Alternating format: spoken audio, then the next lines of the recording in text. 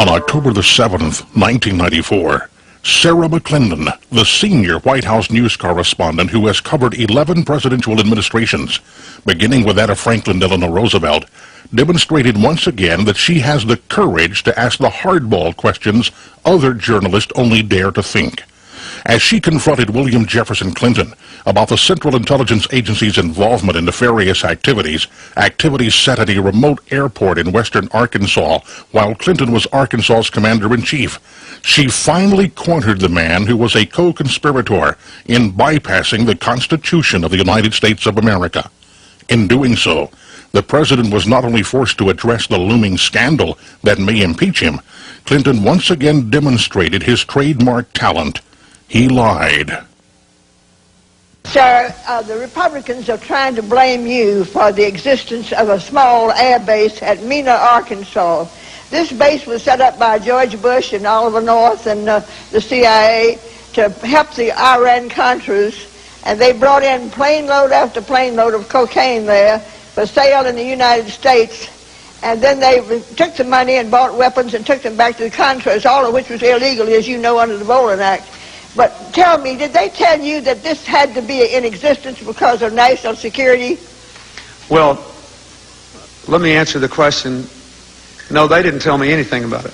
They didn't say anything to me about it. The airport in question and all the events in question were the subject of state and federal inquiries. It was primarily a matter for federal jurisdiction. The state really had next to nothing to do with it.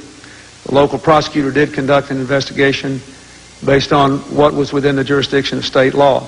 The rest of it was under jurisdiction of the United States attorneys who were appointed successively by previous administrations. We had nothing, zero, to do with it, and everybody who's ever looked into it knows that. Polk County Prosecutor Charles Blake, the man who initially attempted to investigate the Mena, Arkansas criminal activities, would surely take exception to Mr. Clinton's assertion that, quote, the local prosecutor did conduct an investigation based on what was within the jurisdiction of the state law, end quote. In fact, it was Blake who went directly to then Governor Clinton to seek funding for his investigation, seeing as how rural Polk County lacked the financial resources to deal with the CIA. When it became apparent that nothing was going to be done on the federal level, that's when I began more actively pursuing it. Prosecutor Black, a Clinton supporter, met with the governor and handed him a letter requesting money for a state grand jury on Mena. His response to me was that he would get a man, something to the effect that he would get a man on it and would get word back to me. And I never heard back. Years later, Clinton said he offered $25,000 to Prosecutor Black's boss to fund a grand jury. But Charles Black and his boss claim they never heard about any offer of money from Governor Clinton. I believe Bill Clinton's an honest, respectable man, and I have to believe that he did that. But the fact is, I never got that word myself. Blake wasn't the only man affected by uncooperative superiors who for some strange reason seemed willing to turn a blind eye to blatant disregard for America's laws. William Duncan, a senior IRS Criminal Intelligence Division investigator, was running headlong into invisible walls that were protecting what appeared to be an open wound in the Department of Justice. How far will the United States government go to protect an operation? Will they kill a case? I think history has shown that that can happen. Did it happen? In my opinion, yes. Duncan, through the Arkansas Attorney General's office, desperately sought funding to continue his investigation into the dark corners of the CIA's activities in Arkansas. But just as Prosecutor Blake had earlier experienced, Bill Clinton wouldn't help. The purse strings funding justice were drawn tight. So Clinton's response to Sarah McClendon about, quote, the state really had next to nothing to do with it, end quote, was another lie. The state, under Clinton's control, helped seal the fate of the Mena scandal by not funding a proper investigation.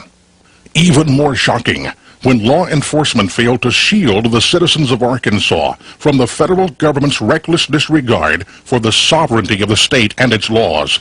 A citizens group known as the Arkansas Committee gathered thousands of signatures and went directly to Clinton, demanding he lead the investigation. The results of the civilian effort?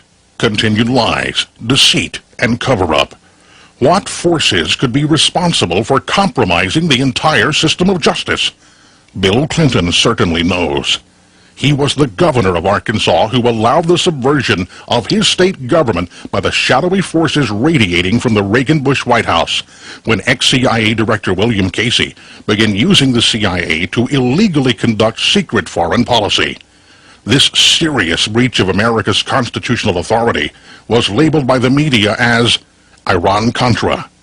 This documentary will rewrite this dark period in American history and leave you with a gnawing question: who or what is running this country? Gun running. Mysterious CIA flights. Contra military training. Guerrilla pilot training. Clandestine airdrops. Tons of illegal drugs. Millions of dollars in dirty money. Covert activity in some third world banana republic, right? Wrong. Arkansas, America's own banana republic. The cost of living an exciting life is high. You can't sit in Baton Rouge and go to work from 9 to 5 on Monday through Friday and go to the LSU football games on Saturday night and church on Sunday morning and have an exciting life. That may be exciting to 99% of the population, but to me it's not.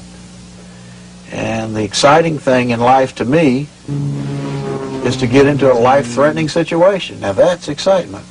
That was the voice of the late Adler Berryman Seal, pilot extraordinaire, soldier of fortune, drug smuggler, undercover agent for the FBI, DEA, U.S. Customs, and the Central Intelligence Agency.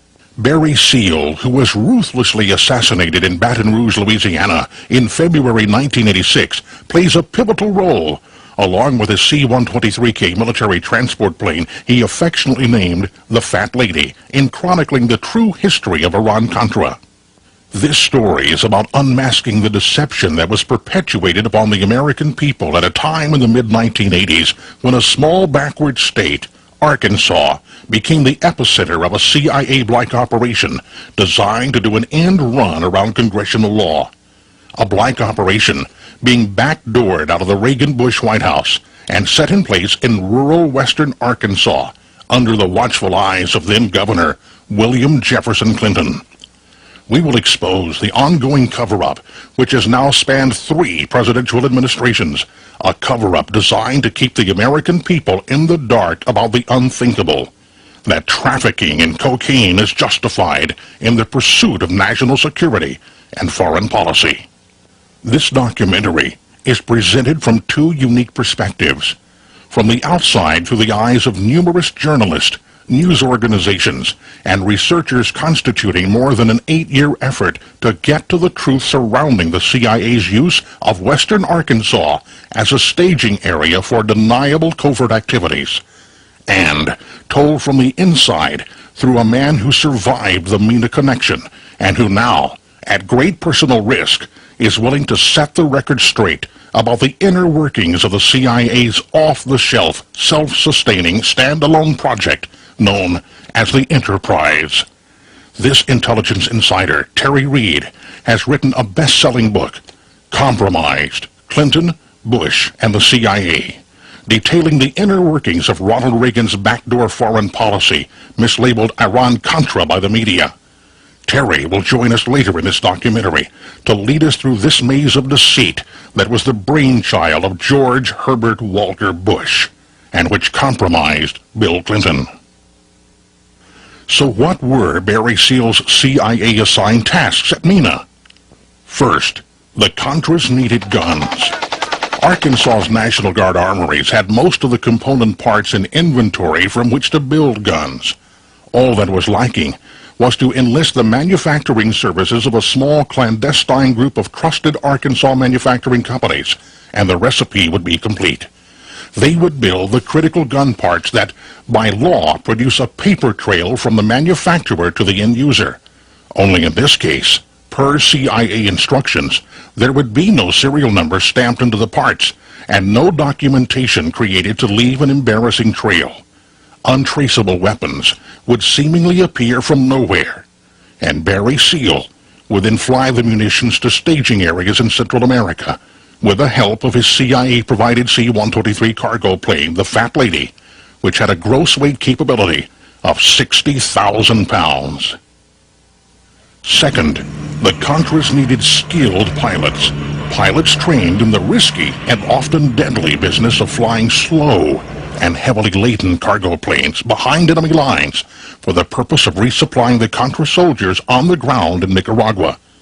As we had learned in Vietnam, guerrilla warfare depends upon a continuous supply of munitions, medical supplies, and food being provided to the foot soldier on the ground.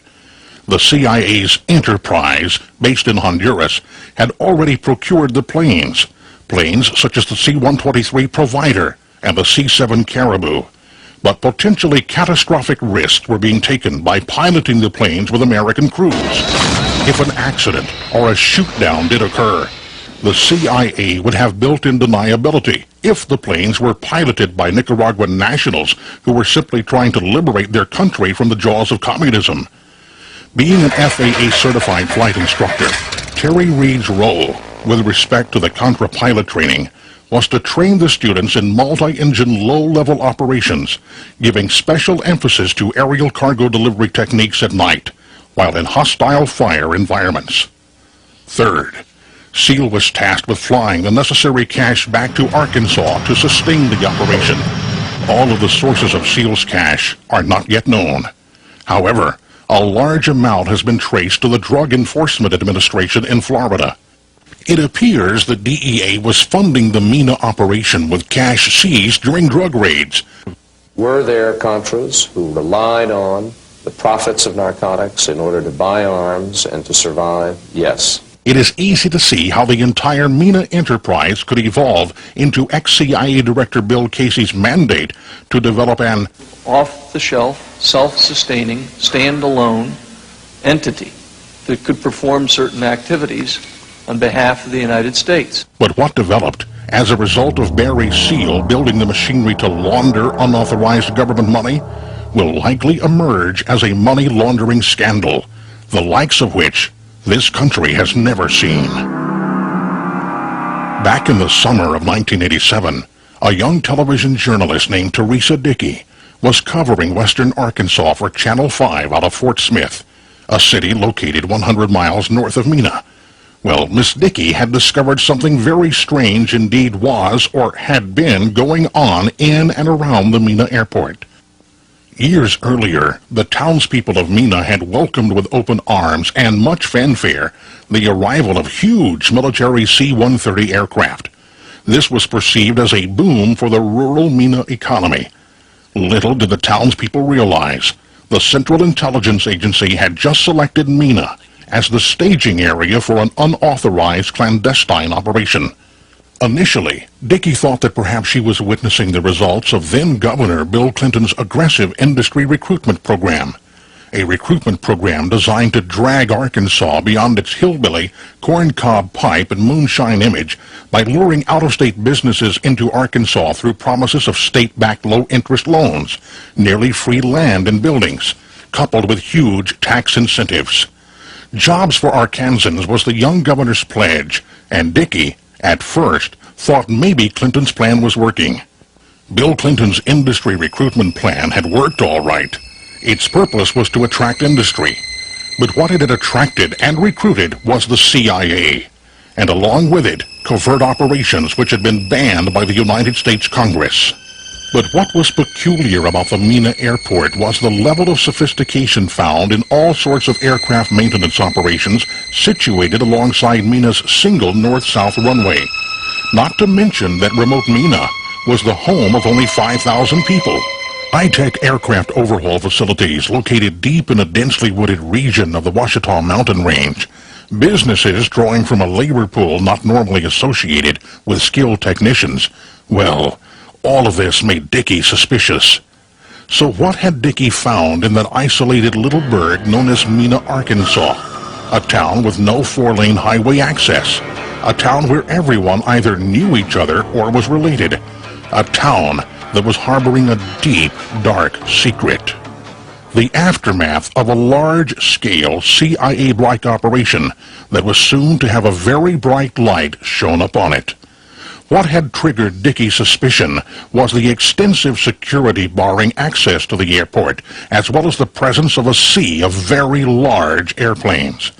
Airplanes bearing new paint jobs, foreign registrations, and markings from cities situated long distances from tiny Mena. This prompted her to interview a series of individuals who owned or operated aircraft modification and overhaul facilities at the Mena airport. Dickey focused immediately on why the need for such elaborate security, which included the use of employee ID badges. George Reeb, the owner of a shop that had retrofitted CIA aircraft, responded as follows. Well, you have to tighten up security whenever you're around aircraft because of the safety factor. And I think it's a good idea because, you know, since we're growing so fast, a lot of times you're not familiar with all your employees. And to have badges, you can distinguish who's an employee and who's an employee for another company on the field versus just someone coming in to look around. And you can't quite have that. When asked why he had relocated to Mena from Maryland, Reeb responded, Well, I worked for Fokker Aircraft at the time and was handling used aircraft. And one of the customers told me about Mena, Arkansas, to have aircraft refurbished, and I never heard of Mena, Arkansas before. Dickey inquired about Mena's customer base, and Reeb provided. Had an airplane last week, leave for Australia. 2 weeks prior to that to Australia. We have 2 more coming that are going to Australia. We send aircraft to Europe, all over the world. Reeb's response about refurbishing aircraft from as far away as Australia should have alerted Dickey that something was amiss. The operating cost to fly a large airplane from Australia to Mena would far exceed any savings realized by having work performed in rural Arkansas. Dickey was then able to penetrate the security of Rich Mountain Aviation, the CIA's primary facility at Mena, the very one that had been used by Barry Seal's organization. Dickey was able to film both Fred Hampton Jr. and Joseph Neville Evans, Seal's trusted mechanics, both of whom were assets of the CIA and DEA. Dickey then interviewed Fred Hampton, and again, the discussion centered on the need for elaborate security. The security fence, well, that was something we put up probably about 2 or 3 weeks ago. We put it up in anticipation of our first inspection by the military. Being that these are their aircraft, and they are used as part of this missile defense system in the Marshall Islands. This was obviously a cover story. Dickey would later discover that office employees of Rich Mountain had been asked to believe concocted cover stories as well. This went as far as one secretary being told that one of Barry Seal's planes had been modified to haul porpoises. Dickey's suspicions solidified into reality a few months later. Through the Iran-Contra hearings in Washington, a connection had been made between the Contras and the Mena operation. This prompted Dickey to dig back into the history of the government's clandestine involvement with Rich Mountain Aviation, a company that was surfacing as one that had performed strange modifications to CIA aircraft. A central figure was also emerging, a man named Adler Berryman Seal. This is Barry Seal, a highly publicized drug smuggler originally operating out of Baton Rouge, Louisiana. Since 1978, he carried out one of the largest drug smuggling operations between the United States and Central America. In the spring of 1982, Louisiana State Police warned Seal that they would tail him wherever he went in efforts to stop his operation. It's believed that Seal decided to move his operation out of that state after the warning. It was here, at Rich Mountain Aviation, that authorities believed Barry Seal moved his operation. Terry Capehart owned a business at the Mena airport, and he remembers when he first met Barry Seal in 1981. Of course, I didn't know who Barry Seal was. I'd never heard of the man. And Freddie introduced me to him. Capehart didn't know of Seal's drug background then, but remembers that this man, Joe Evans, former partner of Freddie Hampton's, brought in one of Seal's planes to Rich Mountain Aviation. Evans declined to comment for TV5 News, saying it's his policy to, quote, keep quiet, unquote. Capehart said he began to see more and more of Barry Seal, especially after the spring of 1982. He didn't suspect anything until the Polk County Sheriff called him in with some troubling information. I came in possession of some information that indicated some aircraft being serviced and stored on the airport here was being used in an illegal international operation. Capehart then began noticing some alterations to Barry Seal's aircraft that he says are common to drug smugglers. That I seen myself, Freddie and Dwayne Hill, which was an employee of Rich Mountain Aviation, changed the N number on one of the airplanes so that they were both identical. And then that aircraft made a flight.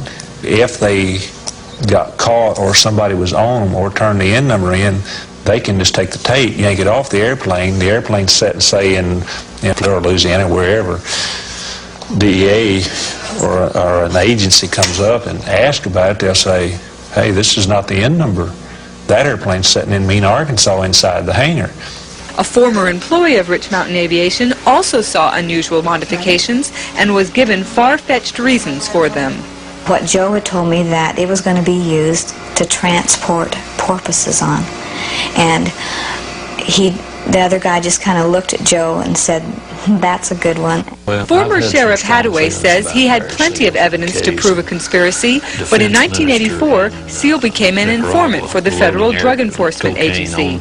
It was then that the sheriff was told to halt his investigation into Seal and Rich Mountain Aviation.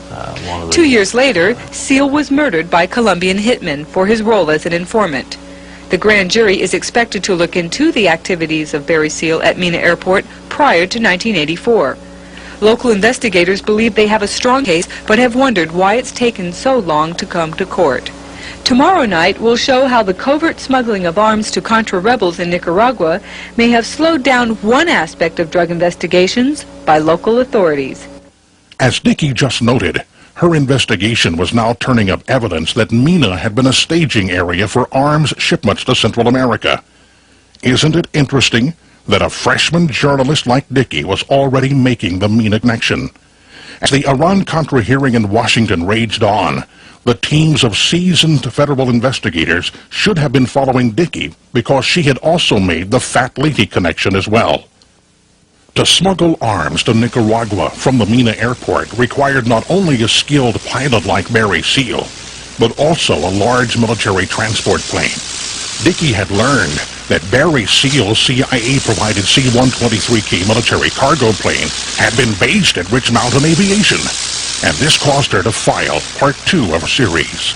This man, the late Barry Seal, was a known drug smuggler whom authorities believed moved his drug smuggling base of operation from Baton Rouge, Louisiana to Mena, Arkansas in 1982. In 1984, he parked this plane at Rich Mountain Aviation at Mena's airport. I know that one time Mr. Seals was working in it and he had some ropes around it, and we were instructed not to go near the plane while Mr. Seals was in there working. Was informed that this aircraft had been used to smuggle some cocaine into the United States. Then, subsequent to that, some information that it may have been used to in an operation that was used to embarrass the Nicaraguan government. With this information, the former sheriff sought a court order to confiscate the plane in June of 1984.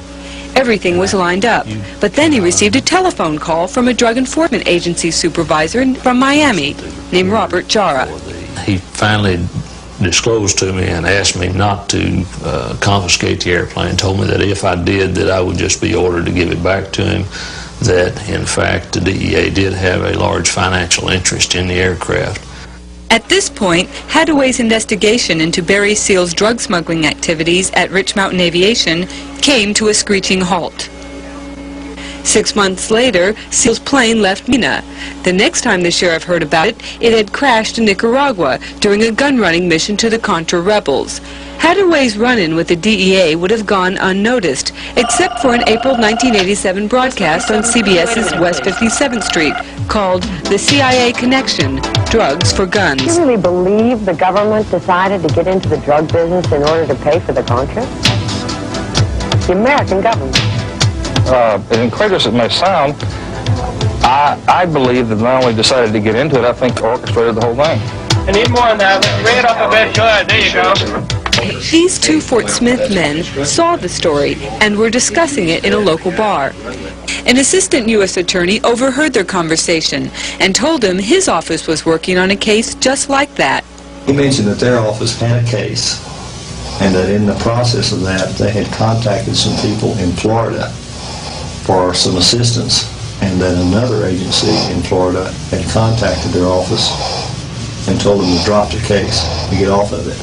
Bothers me to think that a competent attorney's office could be restrained from doing its job. That's what bothers me.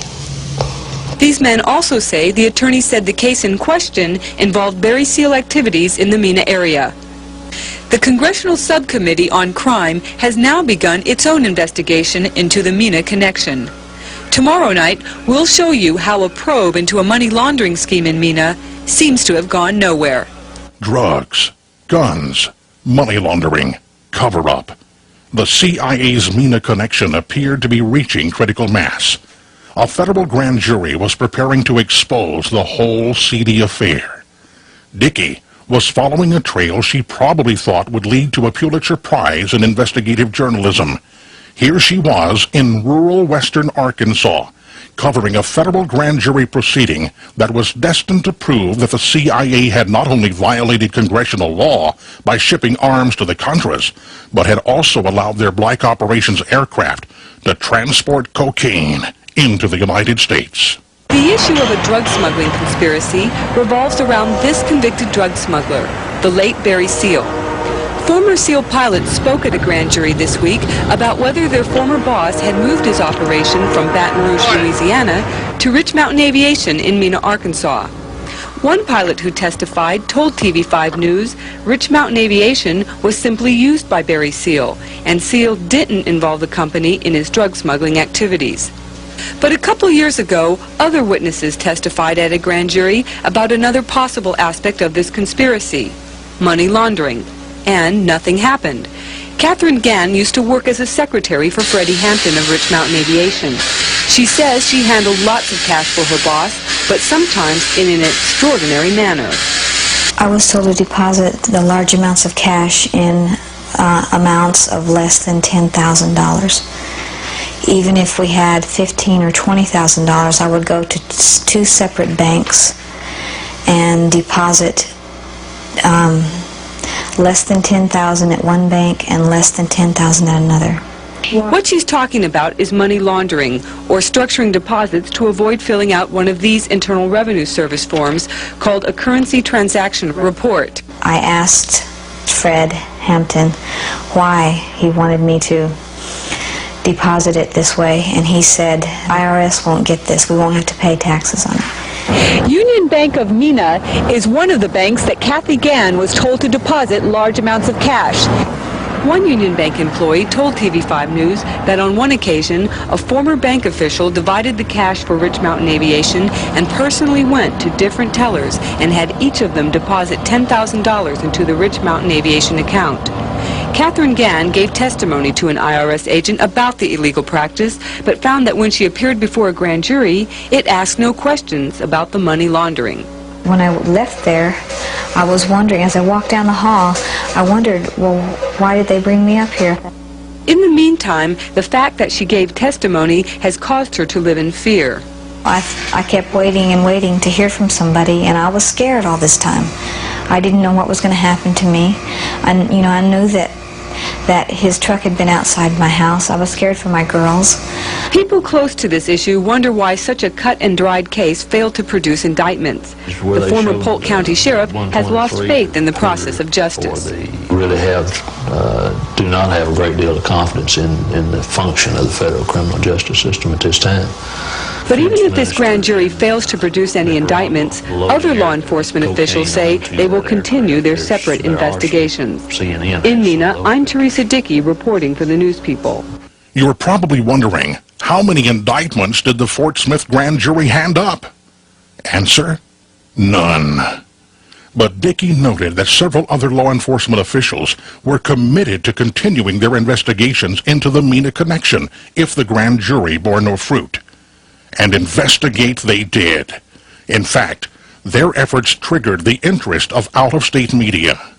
Mena is a town of patriots and pickups, a town of 5,000 in the mountains of western Arkansas, a place that would seem as far away from American foreign policy as a place could get, and yet one little airport on the southern edge of town is managing to raise questions that extend far beyond the city limits. 1,000 miles away from Mena, here in Washington, there are investigators for both the House and the Senate who would like to know what's going on at that little airport in western Arkansas.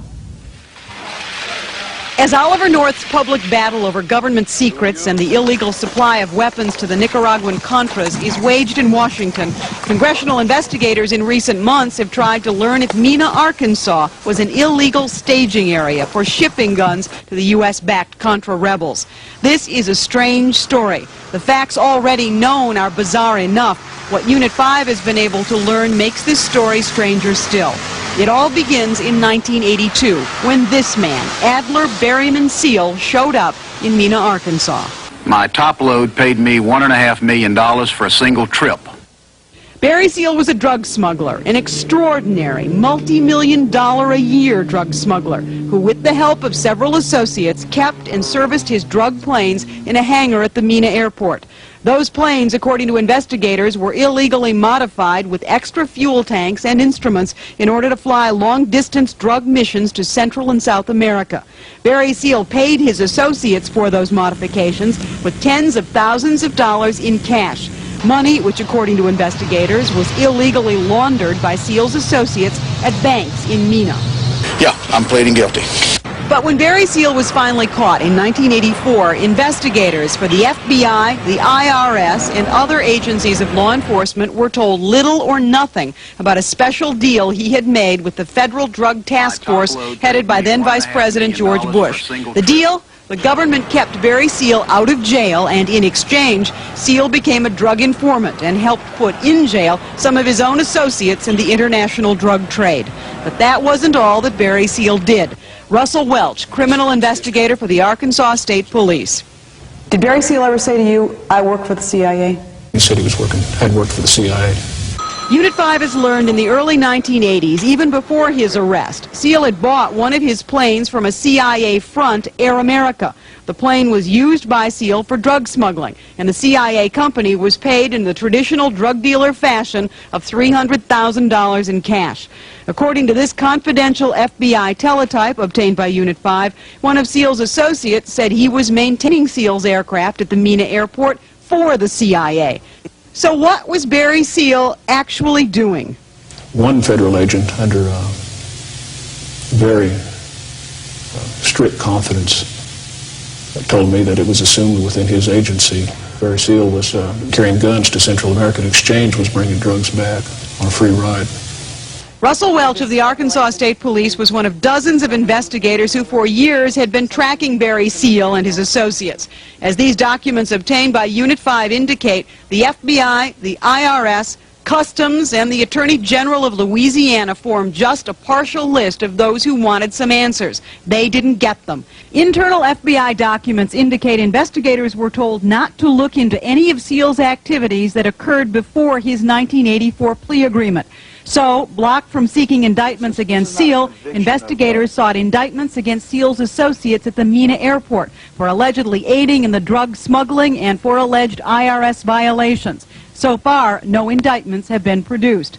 At the end of this year, the statute of limitations will run out on those alleged crimes. As for Barry Seal, time ran out in 1986 when he was assassinated in Louisiana by Colombian drug dealers. Some of Seal's secrets died with him, But some of those secrets today remain guarded by the National Security Council, the agency for which Oliver North worked. The NSC has blocked a recent congressional request to examine the relationship of drug smuggling to American foreign policy in Central America. As a citizen, America didn't get its day in court. Chicago journalist Carol Moran unearthed a whole new facet of the Mena operation. As her investigation continued, she connected the dots from Mena to Washington and discovered that a major portion of Oliver North's Contra assistance program took place in a wooded, mountainous region north of the Mena airport. Watch part 2 of Moran's special. Angola, where the United States has supported rebels against the Marxist government. South Africa, where the United States has walked a tightrope between the minority white government and the majority black population. Central America, where the United States has tried to overthrow the leftist government of Nicaragua and prop up the centrist government of El Salvador. 3 critical areas for U.S. foreign policy that seem very distant from the concerns of a small community in western Arkansas, but maybe not. Mena, Arkansas is a small town in the mountains along the Arkansas-Oklahoma border. It has no interstate highway. It takes some effort to get here. But some people, some very interesting people in recent years apparently made that effort. I don't think that there's really anything that we can pin down about them. I believe there's truth in every story. The rumors and gossip surround 2 small airfields. The first is the Mena Airport, where this giant C-130 military cargo plane, tail number N4469P, arrived one day last year. It is a huge plane for a small airport, a plane that originally belonged to the Royal Australian Air Force. Curiously, around the same time, a group of Australians arrived to work at the airport, telling investigators like Russell Welch of the Arkansas State Police some strange things. You've spoken with some of the Australians at the airport, correct? Yes. And some of them have told you they're part of a CIA operation? Yes, it didn't seem to be too much of a secret. An Australian at that time told Welch the C-130 would soon be on its way to Angola, mission undisclosed. Unit 5 has learned of 2 current federal probes at the airport. U.S. Customs in Houston is investigating possible violations of the Neutrality Act, whether or not this plane, considered to be a weapon of war, might be on its way into the hands of South Africa. The second investigation by Arkansas Congressman Bill Alexander probes, among other things, whether or not the CIA, within the past year and a half, contracted with various partners to transport arms to Central America, allowing them to bring drugs back to Mena, with distribution in Miami or New York. The mayor of Mena, Jerry Montgomery, doesn't believe any of it. That's hard for me to believe, that Mena, Arkansas was used. But there's more. Down a winding dirt road, back in the mountains, where even the locals can get lost, resides yet another mystery. Now, this landing strip is a curious thing. It exists in an isolated mountain valley in the middle of nowhere, when there already is an airport just 11 miles from here. So why was 2,700 feet of runway installed here? Why was this landing strip built? And what was it built for? One person who thinks he knows the answer is Gene Wheaton, a former criminal investigator for the U.S. Army, who has done his own investigation. They were training pilots to make night flights and takeoffs and landings of strips that had no lighting, no air control, so forth. Wheaton's deposition came last year in an unsuccessful civil lawsuit against Oliver North and other principals in the Iran-Contra scandal. Oliver North won that battle and now in Washington fights the criminal charges against him. It is a fight over what government secrets should stay secret. In some ways, on a smaller scale, that's the same battle going on in Mena, Arkansas, where investigators from a variety of agencies for a number of years have asked questions of the government and have received few answers. The people of Mena themselves continue to debate whether or not their small town has some ongoing role in American foreign policy. I don't see how it could have been kept a secret. There are definitely fishy things going on, and there's a lot of cover-up. So, in the mid to late 1980s, news of the Mena connection spilled forth. This may lead one to wonder if the media simply dropped the Mena story after the aftermath of the Iran-Contra scandal died down. Quite the opposite. Time and time again, the story would leap into the headlines of predominantly Arkansas newspapers. Arkansas journalists, law enforcement officials, and citizens groups would try in vain to advance the investigations, but an invisible force seemed to be keeping the lid on Arkansas's Pandora's box. Then, in 1992, during the presidential campaign, after the name of Bill Clinton was thrust into the mainstream media, a renewed interest in Mena surfaced as throngs of journalists rushed to Little Rock to investigate the obscure young governor who was seeking the Democratic Party's nomination. Countless reporters dug, probed, and pried into the layers of lies, deceit, and distortions that by then effectively interred Mena's dark secrets. Russell Welch of the Arkansas State Police and Bill Duncan, by then an investigator with the Arkansas Attorney General's office, were interviewed time and time again as the media slowly began to understand that a large-scale, high-profile CIA operation had in fact taken place on Arkansas soil on Bill Clinton's watch as governor. Arkansas Democratic Congressman Bill Alexander renewed his efforts to get the truth out. The truth that even he had been stonewalled as his office attempted to dissect the Mena story. Then, in April of 1992, as the pressure cooker containing the Mena scandal seemed ready to burst, with the resulting steam most assuredly scalding Bill Clinton and destroying his political career, Time magazine came to the rescue. Time's full-page story, which savagely attacked the credibility of Terry Reid and ridiculed nearly everyone associated with the Mena investigation, effectively nailed the lid once again on the CIA's box of dirty secrets. What the Time article failed to tell the reader, however, was Time's investigative journalist Richard Behar, who wrote the story Anatomy of a Smear, was actually in Arkansas helping to undermine the investigative efforts of other credible journalists. Behar had discovered that the news magazine The Nation was actually corroborating portions of Terry Reid's story concerning weapons parts manufacturing.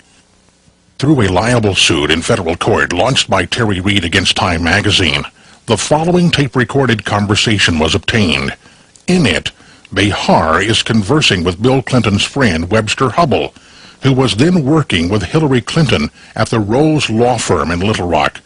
In the tape, Behar is alerting Hubbell of an active media investigation into Hubbell's father-in-law's manufacturing company, POM, in Russellville, Arkansas. Behar is warning Hubbell that his brother-in-law, Skeeter Ward, is divulging classified information to the magazine The Nation. Remember, according to CIA insider Terry Reid, it was POM, on the surface a manufacturer of parking meters, who was building weapons parts for the CIA through an agreement with Ivers Johnson Firearms, a CIA proprietary company situated in Jacksonville, Arkansas. Well, listen, can I make a recommendation to you off the record? Sure. And this is, I don't particularly want these guys to know that I'm on this story. But it seems to me they're acting a little irresponsibly. The Nation newspaper? Apparently, I heard through the grapevine, they had an interview with Skeeter. And You shouldn't be talking to them. And supposedly, Skeeter told them that you guys have done exit cones on nuclear weapons. POM. He wouldn't have said that. He knows better. Well, that's just the thing. Yeah. I don't know why it would come back to me through different channels that it's nuclear weapons. Yeah. Unless the story's taking a life of its own. Yeah. What you may want to do is give a ring to the Nation. Yeah. And speak to whoever's doing the story and clear it up before they put it in their damn newspaper. Yeah. Yeah. But you didn't hear it from me. I appreciate it. I really do. So why did Time magazine use its vast resources to protect Bill Clinton? Maybe the fact that Bill Clinton's friend and former Oxford roommate, Strobe Talbot, who was then Time's editor-at-large, played a role. Did Mr. Talbot receive a reward for short-circuiting the investigation? The perception is certainly there. Mr. Talbot joined the Clinton administration in 1993 and is now the #2 man in the Department of State. Is it possible that an organization that's perceived as credible as Time magazine is in effect under the control of the CIA? A CIA investigator supplying sworn testimony for the Reed versus Time libel suit after being asked to evaluate Time's article on Mena said in an affidavit he believed the article was an obvious disinformation tool. So, with Time magazine's help, it appeared that Mena would die and the truth would never come out. But the government had underestimated the determination of Terry Reed. Terry and his wife Janice were seeking complete vindication in federal court in Little Rock as a result of being the victims of a manufactured crime. Although silent and gagged within the federal court system for nearly 2.5 years, the Reeds emerged victorious. Terry was acquitted of all charges by a federal judge in Wichita, Kansas, charges involving the theft of an airplane, and Janice's case was eventually dropped. But they both wanted to see those who had needlessly ensnared them in the manufactured crime brought to justice. The Reeds and their attorneys saw this blatant misuse of the criminal justice system being used solely as a way to destroy their credibility, thus insulating important politicians from Mena scandal. The Reeds had filed a civil rights lawsuit in July 1991 against Bill Clinton's chief of security, Arkansas State Police Captain Raymond Buddy Young. It was quite obvious from the court record that Young, working in concert with others, had helped to orchestrate the wrongful criminal indictment brought against them. Terry knew that properly trying the civil rights case would require reopening the entire Mena story. Power brokers of both political parties were desperate to ensure this didn't happen. As the Reed case simmered in a court file in Little Rock, the media was beginning to probe into the financial dealings of Bill and Hillary Clinton and their friends. By early 1994, a new term, whitewater, would consume the headlines and refocus the media's attention to Arkansas. And this time, reporters would attempt to better explain Bill Clinton's meteoric rise to power. Once again, that four-letter word, M-E-N-A, would resurface. This time, the media would be armed with the information detailed in Terry Reed's book, Compromised. The reporters were beginning to notice a shocking similarity between the players of the Mena story and those of the Whitewater scandal. The connection Reed had made between people involved with the CIA's enterprise and some very prominent Arkansans caused CBS News to do an 8-minute story on the scandal that just won't go away. A civil war in Central America, drug smuggling in Arkansas, President Ronald Reagan and President Bill Clinton, the subject of tonight's Eye on America. But first, a little background. In the early 80s, a war was underway for control of Nicaragua. On one side, the ruling Marxist regime, the Sandinistas. On the other side, rebel forces, the Contras, labeled by the Reagan administration as pro-democracy freedom fighters. A base of support for the Contra movement, remote western Arkansas. Correspondent Bill Plant has been investigating for tonight's Eye on America. 1983, Ronald Reagan was president, Bill Clinton was governor, and little Mena, Arkansas, changed from a quiet town to a center for drug smuggling and reported Contra support activity. In the middle of it all, this man, admitted dope smuggler Barry Seal. He started doing business with the Ochoa family in Colombia, hauling his dope. Arkansas State Trooper Russell Welch investigated Seal's organization. Each trip would have 250 to 350 pounds of cocaine. He stated that he made $1 million in one trip alone. Seal built this hangar at Rich Mountain Aviation at the Mena Airport for his high-tech smuggling planes, used to fly guns to the Contras and more than 20 tons of cocaine into the U.S. over 3.5 years. Former IRS agent William Duncan traced some of Seal's drug profits laundered through Mena banks. We had direct testimony from people who were involved in the money laundering operation. We had testimony from people at banks who observed the transactions.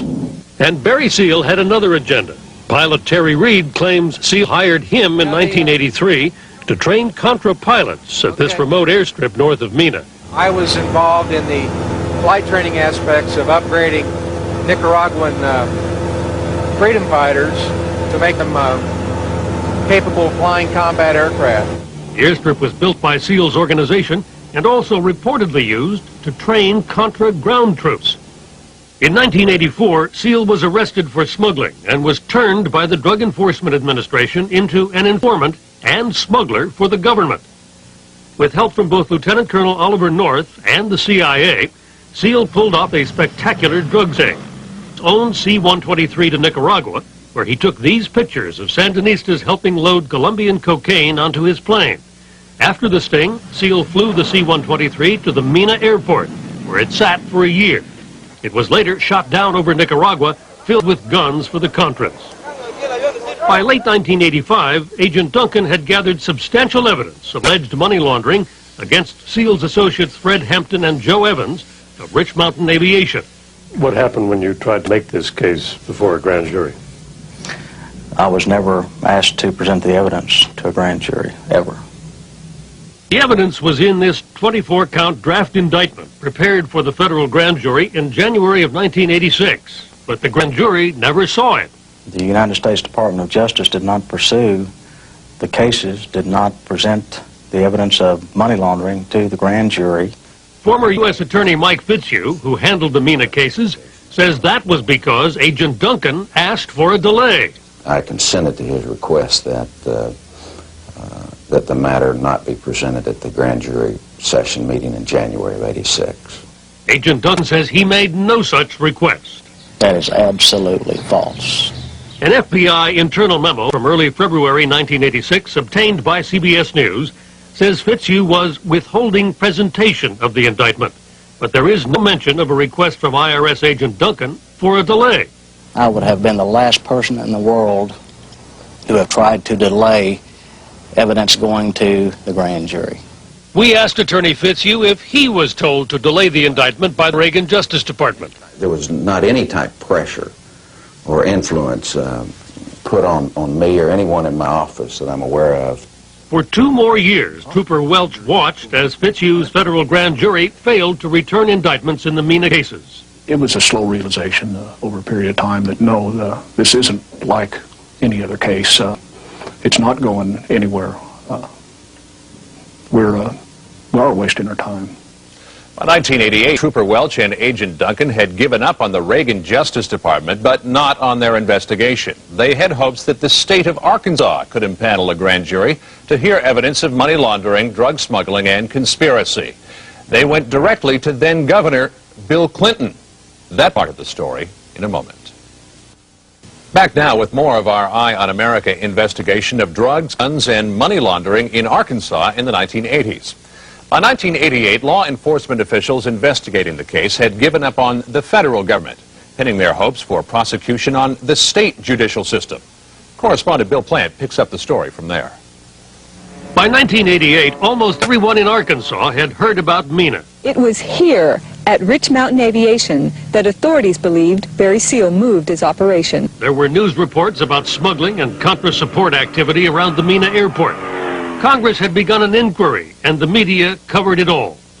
At the Polk County Courthouse in Mena, Trooper Welch and Agent Duncan turned to County Prosecutor Charles Black for help. When it became apparent that nothing was going to be done on the federal level, that's when I began more actively pursuing it. Prosecutor Black, a Clinton supporter, met with the governor and handed him a letter requesting money for a state grand jury on Mena. His response to me was that he would get a man, something to the effect that he would get a man on it and would get word back to me. And I never heard back. Years later, Clinton said he offered $25,000 to Prosecutor Black's boss to fund a grand jury. But Charles Black and his boss claim they never heard about any offer of money from Governor Clinton. I believe Bill Clinton's an honest, respectable man, and I have to believe that he did that. But the fact is, I never got that word myself. But the Mena issue would not die. I don't think that the story of Iran-Contra has yet been fully told. In 1988, Arkansas Congressman Bill Alexander asked the General Accounting Office to investigate connections between the Mena Airport, Lieutenant Colonel Oliver North's Contra operations, and Panamanian dictator Manuel Noriega. Alexander says the National Security Council, in this letter, refused to cooperate, challenging GAO's authority and effectively killing the investigation. Then Mena became an issue in the 1990 Attorney General's race in Arkansas between Republican Asa Hutchinson and Democrat Winston Bryant. Sources tell CBS News that Governor Clinton's aide, Betsy Wright, asked Bryant to stay away from the Mena issue. Wright denies it. In 1991, Congressman Alexander got the Arkansas State Police a federal grant to reopen the Mena investigation. Sources tell CBS News that Governor Clinton's staff was involved in the discussions about what to do with that grant. The money went to State Police Chief Tommy Goodwin. That money was discussed around here for quite a while, and we finally said, we'll just turn it back. We don't have anything to spend it on. Well, what happened to the state case? Nothing happened to the state case. A grand jury was never called. It just died. I maintained a certain amount of faith that at some point the problem would be solved. That never occurred. Has not occurred. Has not occurred to this date. Barry Seal's organization helped the Contras, smuggled tons of cocaine, and laundered drug profits through Arkansas. Why did the Reagan Justice Department fail to prosecute? Did Bill Clinton, then the governor, fail to provide leadership and support for a successful state prosecution? The White House says he did all he could. But Agent Duncan, Trooper Welch, Prosecutor Black, and a lot of other people are still looking for answers. In Washington, this is Bill Plant for Eye on America.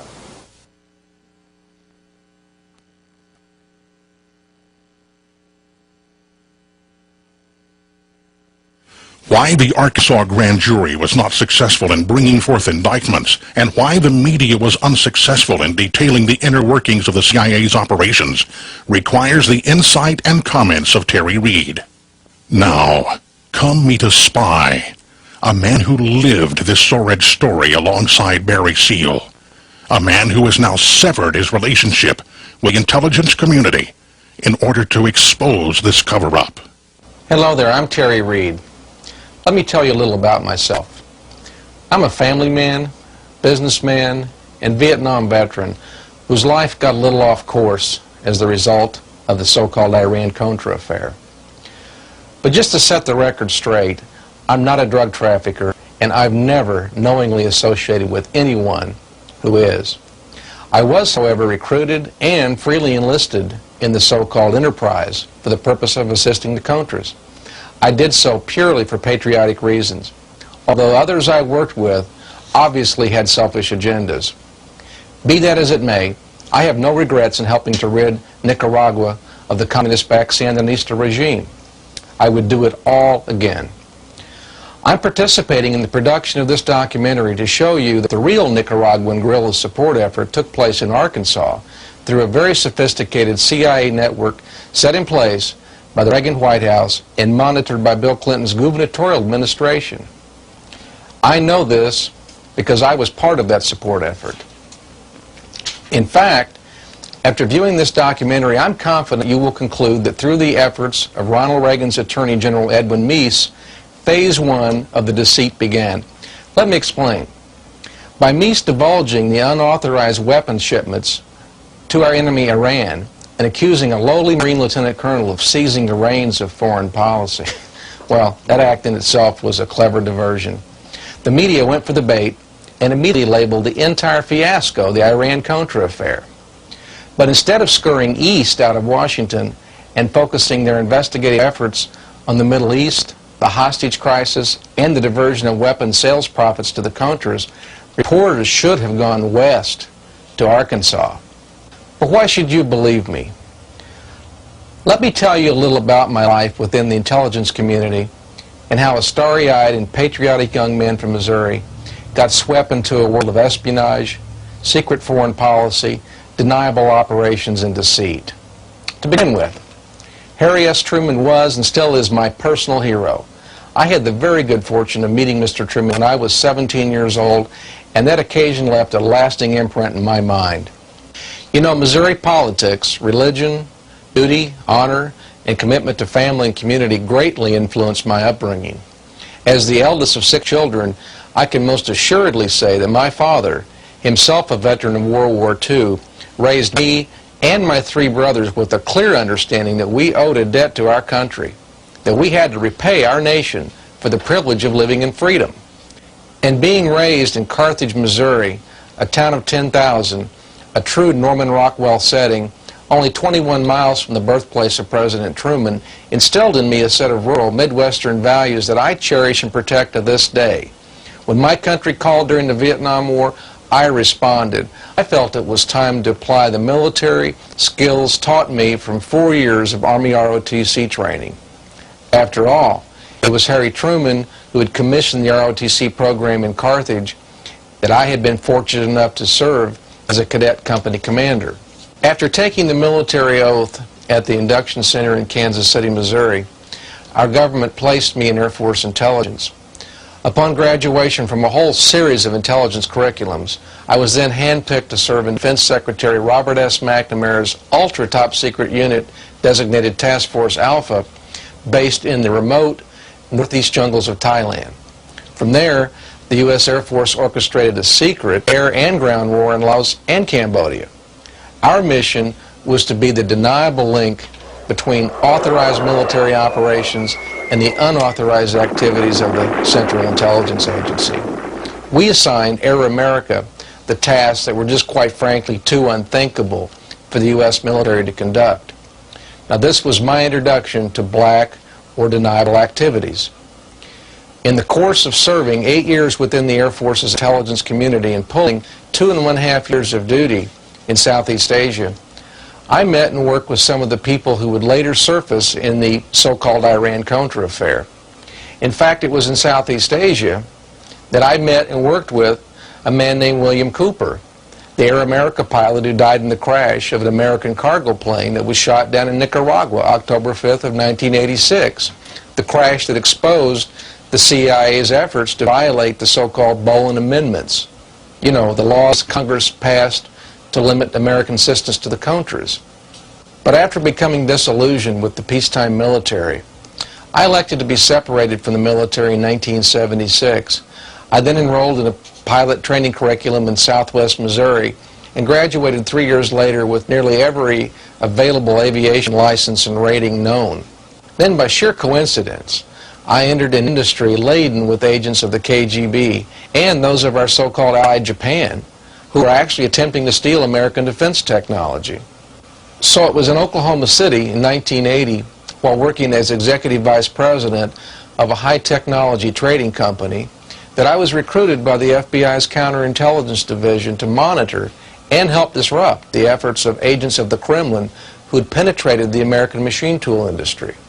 These activities and adventures, I might add, required me to travel behind the Iron Curtain, not only to sow some seeds of deceit, but to pirate some Soviet technology as well. Now, where I feel this story gets interesting is later, while working under deep cover on the now famous Toshiba case, the one involving the theft and sale of American nuclear submarine technology to the KGB by Japan's Toshiba machine tool company. It was then that I was put into play with an agent of the CIA who carried the code name of John Cathy. Now, this took place in Oklahoma City in early 1982. And Agent John Cathy's real name is Oliver Lawrence North, the same Marine Lieutenant Colonel later accused of taking over the Department of State by Ronald Reagan's administration. As North and I worked together, we shared memories of not only our combat experiences in Southeast Asia, but rehashed our mutual disdain for Congress as well. The same Congress that had put us as young soldiers in harm's way and then sat back and debated the morality of it all.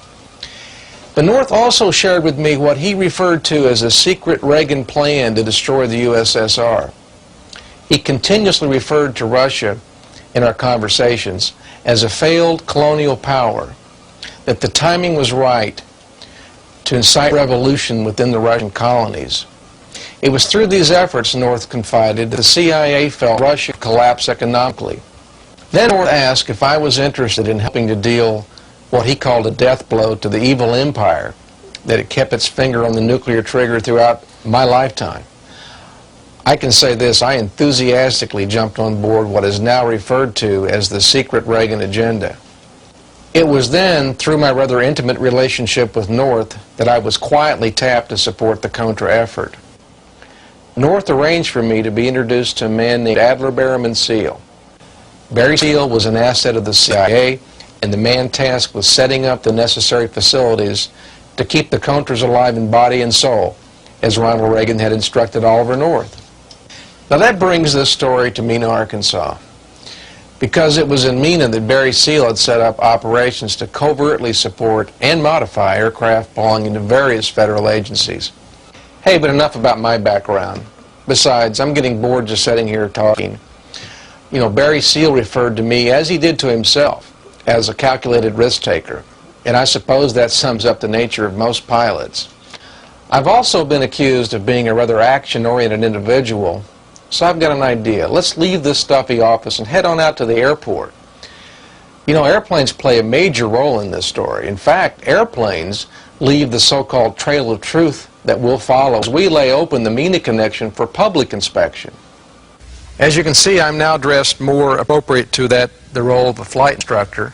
This is the way I dressed as I trained the Nicaraguan pilots in near Mena, Arkansas. We're also filming now in the Mall aircraft factory in Georgia for a reason. That reason being the Mall aircraft such as this one, came to bear heavy in the Iran-Contra story. As Richard Secord, Oliver North, and the CIA went shopping for small aircraft to use in Nicaragua in a hostile, very hostile combat environment, they came to the Mall Aircraft Company because Mall had a proven track record and built a very unique aircraft, an aircraft very suited to be used in rough terrain, unimproved conditions, primarily because of what is referred to as a conventional landing gear configuration using a tail wheel in lieu of a nose wheel.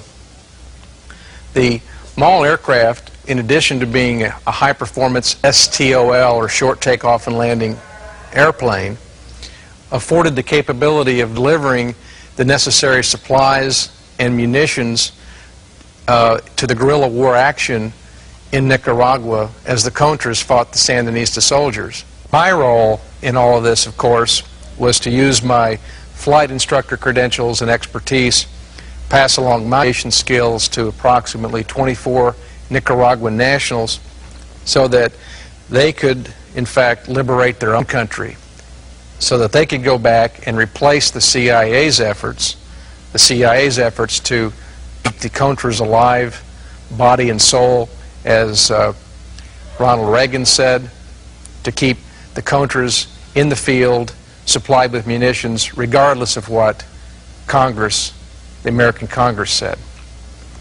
I'm not here to debate the rightness or wrongness of our efforts. In this documentary, I simply want to convince you, the viewer, that this went on and that this aircraft had a very instrumental role in all of that. In my book, Compromised, Clinton, Bush, and the CIA, I refer to a time in 1984 in which a friend of mine, William Cooper, a pilot that I'd known from Thailand, an Air America pilot, flew an aircraft very similar to this aircraft into the North Little Rock Airport. He was flying that day with another Arkansan pilot, a man named Buzz Sawyer. Buzz Sawyer was from Magnolia, Arkansas, and Buzz had a distinguished career in aviation. His roots also went back to that of Air America, Thailand, the CIA, the place where a lot of us young, patriotic people from the Midwest cut our teeth in these deep, dark secrets that are still secrets for the most part of what actually went on in Southeast Asia. Little did I know that was the last time I would see Buzz Sawyer. In fact, it was Bill Cooper at the controls of the C-123K, the Fat Lady, that was shot down in Nicaragua October 5th, 1986, thus exposing the whole Iran-Contra affair. In the right seat in that C-123K, the fat lady, was Mr. Sawyer as well. I lost 2 friends that day. I tell you this story now because I think it's important for the American people to understand what we did in and around Mena, Arkansas, and why I chose to cross that line and get involved in a very deep black operation in and around Mena, an operation that neither the Democratic Party nor the Republicans want to accept ever happened. So the Democrats and Republicans don't want to accept the Mena operation ever happened, huh? That's the problem. A lot of important people who have a lot to lose would like to convince you that Mena never happened. But it did happen. And one very large, undeniable piece of evidence Mena was CIA-backed is the airplane the government provided Barry Seal so he could fly tons of munitions from Arkansas to Central America. That airplane, the Fairchild C-123, nicknamed the Fat Lady, connects dots between the CIA's Air America and Southeast Asia. Mena, Arkansas, the CIA's proprietary airline in Miami, Florida, named Southern Air Transport. And the Iran-Contra affair, the so-called Hasfa shootdown. That was the day Barry Seal's Fat Lady crashed in Nicaragua, and the Reagan-Bush administration could no longer deny they were bypassing the law of Congress and the will of the American people. Let's go back to the airport. Terry would like to show you an airplane similar to an old friend of his. He called her the Fat Lady, and it's time for her to sing. And what a story she has to tell. The real story of Iran-Contra, the one more appropriately entitled Iran-Contra affair through the so-called Hassanfus shootdown. That was the day Barry Seal's Fat Lady crashed in Nicaragua, and the Reagan-Bush administration could no longer deny they were bypassing the law of Congress and the will of the American people. Let's go back to the airport. Terry would like to show you an airplane similar to an old friend of his. He called her the Fat Lady, and it's time for her to sing. And what a story she has to tell. The real story of Iran-Contra. The one more appropriately entitled The Mena Connection. Barry Seal was provided a provider, very appropriately, a C-123K that had been stored in an Air Force museum at Wright-Patterson Air Force Base, Ohio. That aircraft, the C-123K that Barry Seal affectionately nicknamed the Fat Lady, becomes the common thread that sews together several black operations in a fairly dark period of American history in the mid-1980s. You see, I was at Mena, Arkansas the day Barry Seal first flew in his C-123K, the Fat Lady. The C-123K was a very instrumental aircraft in that it had the payload capability to fly munitions from Arkansas to staging areas in Central America, primarily Honduras and El Salvador. The interesting part of this story is these were weapons that were drawn from National Guard armories in Arkansas at a time in which Bill Clinton was Commander-in-Chief of the Arkansas National Guard. Some of these weapons were then mated with secret component parts that were being built by CIA contractors in Arkansas, component parts that would, in effect, bear no serial numbers, component parts that would become untraceable. Little did we all know that a C-123K, such as this one, would be shot down by a Soviet SA-7 handheld missile on October the 5th, 1986, and thereby shed a lot of unwanted light on a very secret operation. A secret operation backed by the CIA to bypass the will of Congress and supply the Contras in their effort to defeat the Sandinista regime. As you can probably tell, Terry Reed loves airplanes, and flying is one of his passions. His ability to transfer his flying skills to others is why Barry Seal and the CIA hired him. But Terry's story is much larger than just that of a flight instructor.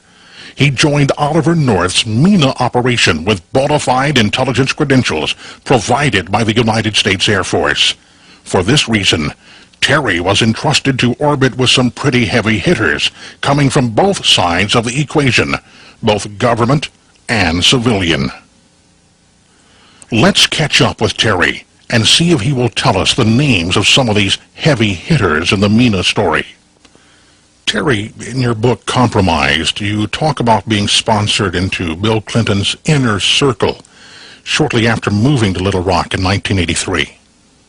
That's right. You know, my background's manufacturing, and I'd moved to Arkansas and co-founded a business, an ultralight manufacturing firm, with a man named Seth Ward. Now, Seth refers to himself as a Little Rock industrialist. He is, in fact, a self-made multimillionaire, and Seth is now emerging, though, as sort of the mystery man behind the whole Whitewater affair. Seth has a son-in-law named Webb Hubble. Webb Hubble, of course, worked at the Rose Law Firm and, in fact, right adjacent to Hillary Clinton's office. So, in fact, it was through Seth Ward and Webb Hubble that my wife Janice and I were introduced into the social circles of Little Rock, Arkansas. Now, is that the same Seth Ward whose name has been associated with Madison Guarantee, the Little Rock savings and loan controlled at one time by James McDougal, the so-called friend of Bill and Hillary Clinton who brought them into the Whitewater Land Development Project? Yeah, that is the same Seth Ward, all right. And, of course, his son-in-law, Webb Hubble, is the man who worked side by side with Hillary Clinton at the Rose Law Firm, and the man who Clinton had as his number 3 person in the Department of Justice until Webb resigned. The same Webb Hubble who is now a felon as a result of pleading guilty to Whitewater-related crimes. I believe they included overbilling the government when Webb was at the Rose Law Firm and tax invasion.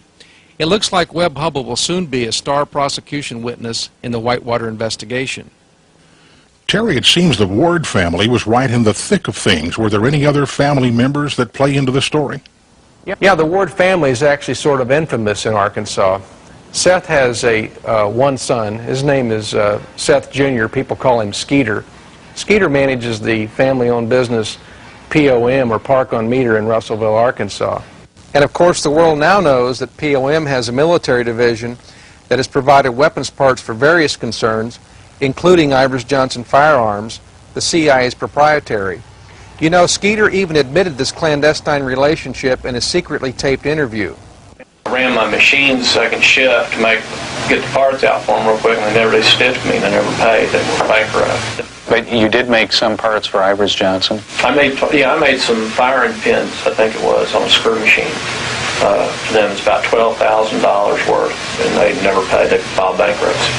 But an often overlooked ex-member of the Ward clan is Finus Shellnut. Finus surfaced briefly when the Jennifer Flowers scandal broke. It seems he and Bill Clinton were sharing Jennifer's favors. But when I met Finus in 1983, he was married to Seth Ward's youngest daughter, and it was Finus who worked for a bond trader named Dan Lassiter. Dan Lassiter? That's a name I've heard before. Isn't he Bill Clinton's old friend, and wasn't he convicted of cocaine charges? Yeah, that's right. Dan Lassiter is another multimillionaire that enters into this story. Dan, of course, was a very high-profile bond trader who lived in Little Rock in the mid-1980s, traveled in very high social circles. In fact, it was Dan Lassiter who not only employed Finus Shellnut, but it was Dan Lassiter who employed Roger Clinton as well. Dan Lassiter employed Roger Clinton, the president's brother? Didn't they both go to prison on cocaine charges? Yeah, that's right. You know, it was Roger who was Dan's chauffeur, actually. And of course, it was Dan Lassiter and Roger who got involved in the whole drug investigation that ultimately ended up ensnaring about 10 other prominent Arkansans, including an Arkansas state senator. So there was a multitude of people that went to prison over this story. Another interesting point, though, that I point out in my book Lassiter and Company, Dan Lassiter's firm, is where Barry Seal was doing not only his, but the CIA's investment banking. You're saying, as an insider, that you have knowledge of Barry Seal running the CIA's money through Lassiter and into the Arkansas bond business. That's exactly what I'm saying. In fact, Barry Seal confided to me that he was taking millions of dollars of money to Dan Lassiter to more or less be laundered through his firm in the form of loans, money being slipped back quietly to CIA subcontractors, companies performing services for the CIA in Arkansas during this whole time frame. That sounds like a pretty slick arrangement, but it must have included people beyond Seal and Lassiter to pull that off without triggering questions from bank officials. Can you name any of the recipients of these fictitious loans? Yes, I can. In my book, in fact, I document a $2.75 million loan made to POM, or Park on Meter. Now, that money was diverted through ADFA, Arkansas Development and Finance Authority, which in itself was a quasi-state-run organization set up by Bill Clinton for the purpose of administering loans to underprivileged companies. Terry, are you saying that ADFA, the Arkansas Development Finance Authority, a state agency, was created by Bill Clinton as a way to launder CIA money? I can say this. From its inception in 1985 to 1991, ADFA loaned out over $719 million. Now, there have been Freedom of Information lawsuits filed in Arkansas trying to get the state to show the buyers of those bonds, the bond sales that went to create that kind of money. To date, there's been no admission by the state of where that money came from. And the POM loan, going back to it, was in violation of ADFA's charter, because certainly POM would have qualified for outside loans without ADFA's backing. That is a lot of money. Nearly $750 million. And you say Barry Seal's organization was responsible for bringing in a substantial amount of that cash. Well, by Seal's own estimate, he was flying in nearly $40 million a month into Little Rock at the height of the money laundering activities in 1985. Tell me, has anyone else surfaced who could help corroborate the strange goings-on within the bond industry of Arkansas? Yes, there's a man named Dennis Patrick and others who have surfaced, but Patrick can document over $109 million was laundered through his bond trading account in the mid-1980s. Where was Patrick doing his trading? At Dan Lassiter's. At the same time frame, Barry Seal was flying in the agency's money. $109 million. No wonder they call Arkansas the land of opportunity. But tell me, when was the Mena operation, as you knew it, when was it curtailed, and why did the CIA shut it down? Since you brought up their old state slogan, to answer that, you really must go back to their other state slogan, which is Arkansas is a natural high. You see, it was the drug investigation into Dan Lassiter and Roger Clinton that caused the CIA to abruptly curtail their operation and pull out. What had transpired was by 1986, there were 2 independent grand juries being formed to really start probing into all this money laundering activity, which appeared to be coming from a major drug operation. The last thing the CIA needed was for a multitude of their assets to be dragged before federal grand juries. Terry, I recall in your book you talking of a high-level secret meeting taking place near Little Rock in early 1986. It included discussions of neutralizing the Justice Department's probe into Mena and Dan Lassiter's firm. Tell us about that meeting. Who attended, and why was the meeting called?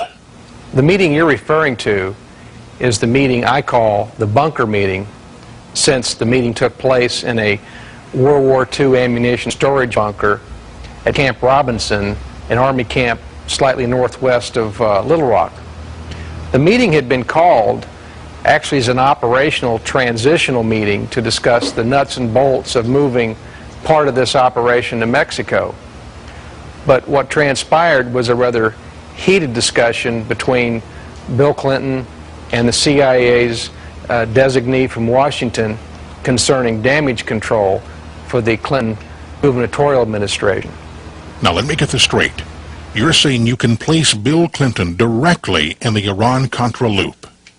I certainly can, and you know, I almost wish I couldn't, because I feel a lot of my legal problems stem from the fact that Clinton thrust himself into that meeting, but basically exposing himself to all of us that were attending, and thus, in essence, compromising himself.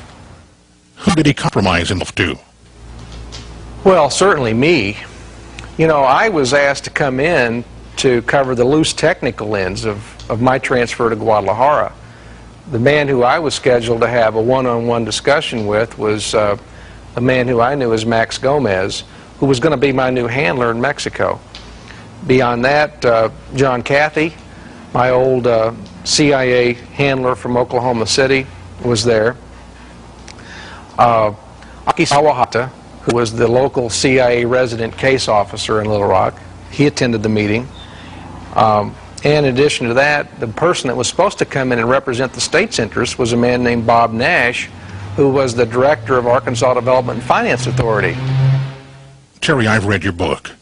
Now, most of these people weren't really using their real names, were they? They had code names, right? Well, you know, I would find years later that I was orbiting in some pretty high circles, some very high echelons, that even to this day still impress me. Let's try to decode these guys. First of all, John Cathy is in fact Oliver North. Secondly, Max Gomez, now that's interesting. Gomez is in fact Felix Rodriguez.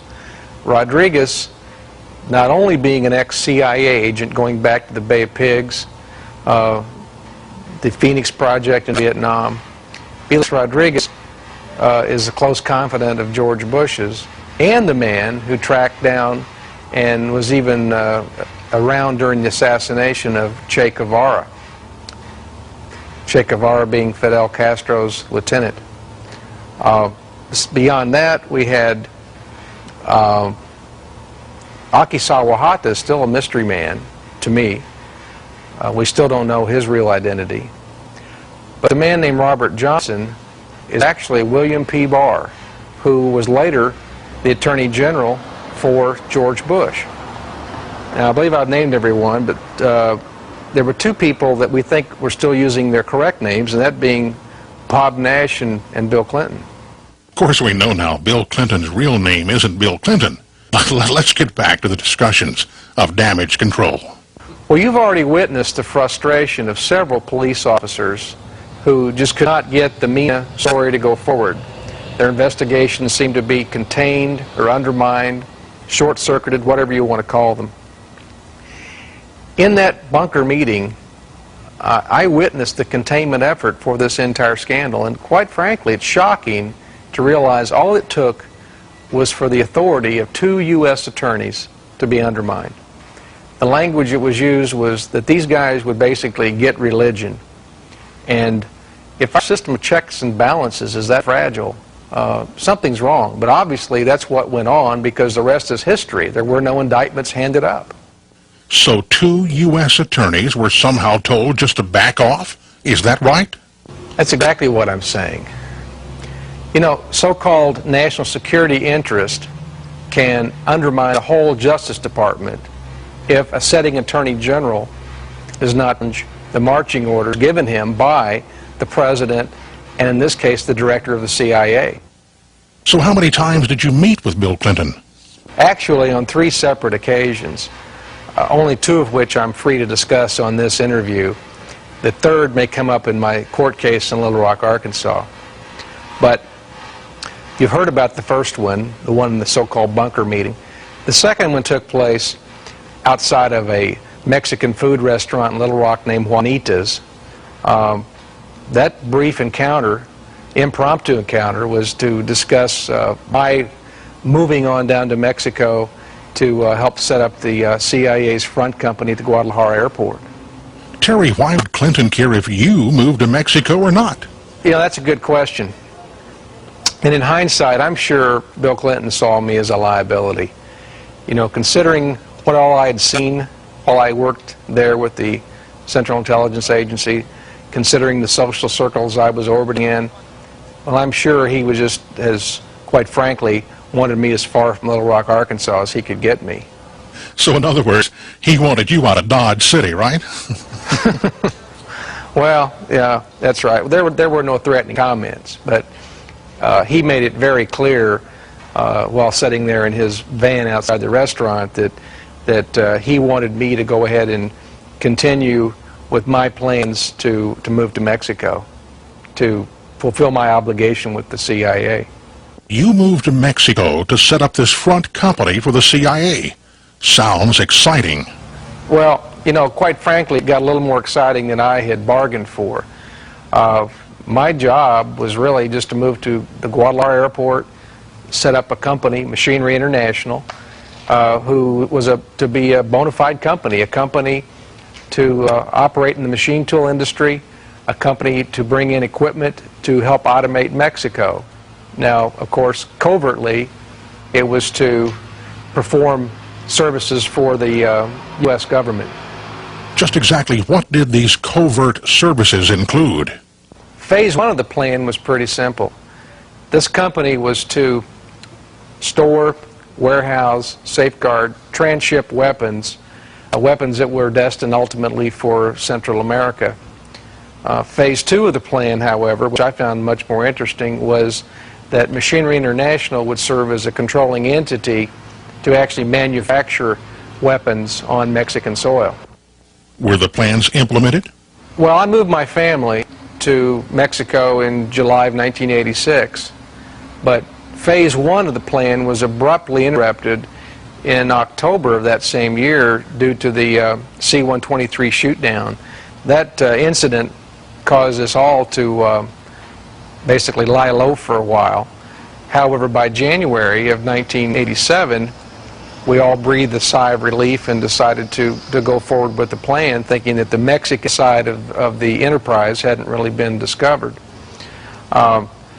Phase two, just as we were starting into phase two, I was sort of taken out of the operation due to what I call as a rift with my CIA handlers. Terry, tell us about that rift. In the book, you keep us on the edge of our seats while you negotiate your way out of Mexico. But this was a little more than a casual rift. This was life and death stuff. Well, you know, my agreement with the CIA was to transship weapons, plain and simple. No one had ever discussed transshipment of drugs with me. If they had, I wouldn't have been involved in any of this. But by early 1987, I had proved to myself beyond a shadow of a doubt that some of the people I was working with were using my facility and using the aircraft that were hauling the weapons in order to transship cocaine back to the United States.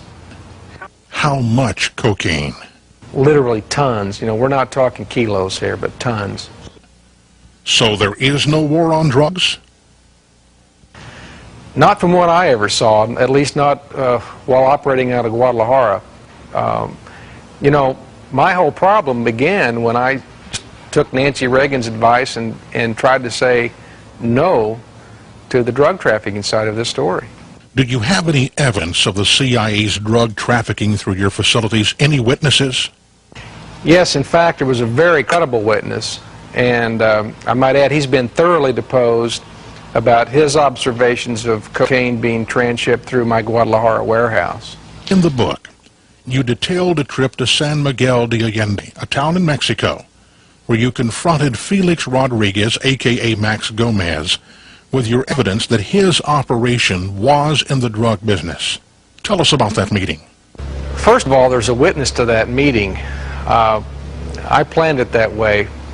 I took a Mexican citizen friend of mine, a man named Patrick Juin, to basically serve as my insurance policy.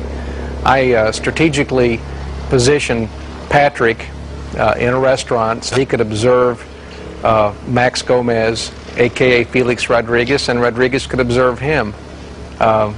You know, I kid you not, I was frightened. The good side is Patrick didn't have to witness a homicide, and of course the bad side is things didn't turn out as we agreed in that meeting. So you and Mr. Gomez came to an amicable agreement? He considered you a loose cannon, right? I mean, you wouldn't go along with the drug trafficking, you just waltzed out of there? Well, that's what happened, although I did have a major bargaining chip. I was in possession of evidence that concretely proved that cocaine had been transshipped through my warehouse by CIA people. What kind of concrete evidence? Well, I had samples of shipment that I had found in my warehouse in Guadalajara, July 5th, 1987. You see, I had had the wherewithal to safeguard a few kilos just to be used as evidence, seeing as how my handlers kept complaining I lacked concrete evidence. It was mutually agreed upon that I didn't have what it took to be a CIA agent, and I should probably leave Mexico. So eventually it was agreed upon that my wife and I and our 3 sons could travel back to the U.S. unharmed. But you were double-crossed, weren't you? I mean, you do say in the book you found out you weren't dealing with honorable men. Correct. And that's where this story gets real personal and real scary.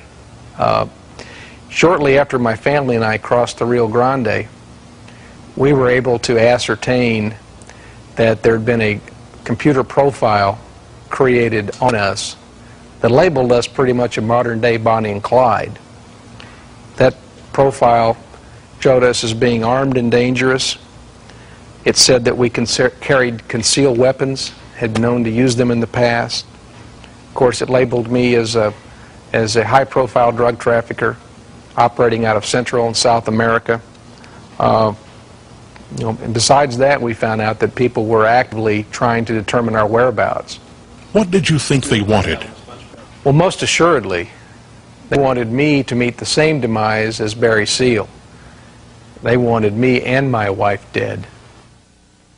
Terry, did you ever find out who created the false computer profile of you and your wife?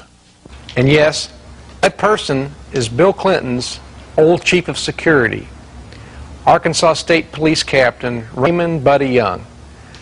Now, Mr. Young is no longer with the Arkansas State Police, however. Mr. Young is now with FEMA, or Federal Emergency Management Authority, for the Southwest out of Denton, Texas. But you and your wife have sued Buddy Young and the others who say you were involved in this ordeal, correct? Yeah, the criminal justice system was obviously used against me and my wife by some very powerful, selfish, and cowardly individuals. We've sued the people that we feel we can prove helped orchestrate the wrongful criminal indictment against us. I'm not going to sleep until I can drag those people to court. They have to be held accountable for their actions. In fact, the federal judge who acquitted me said that Young and another ex-trooper had what he called demonstrated a reckless disregard for the truth. Now, Harry Truman, my old hero, wouldn't have been so kind with his selection of words. Harry would have said, "They are blatant liars who perjure themselves as they try desperately to get me and my wife convicted on trumped-up felony charges, just to destroy my credibility." But I'm still willing to give the system its chance to work and drag those who attempt to destroy me to justice. Terry, do you feel threatened?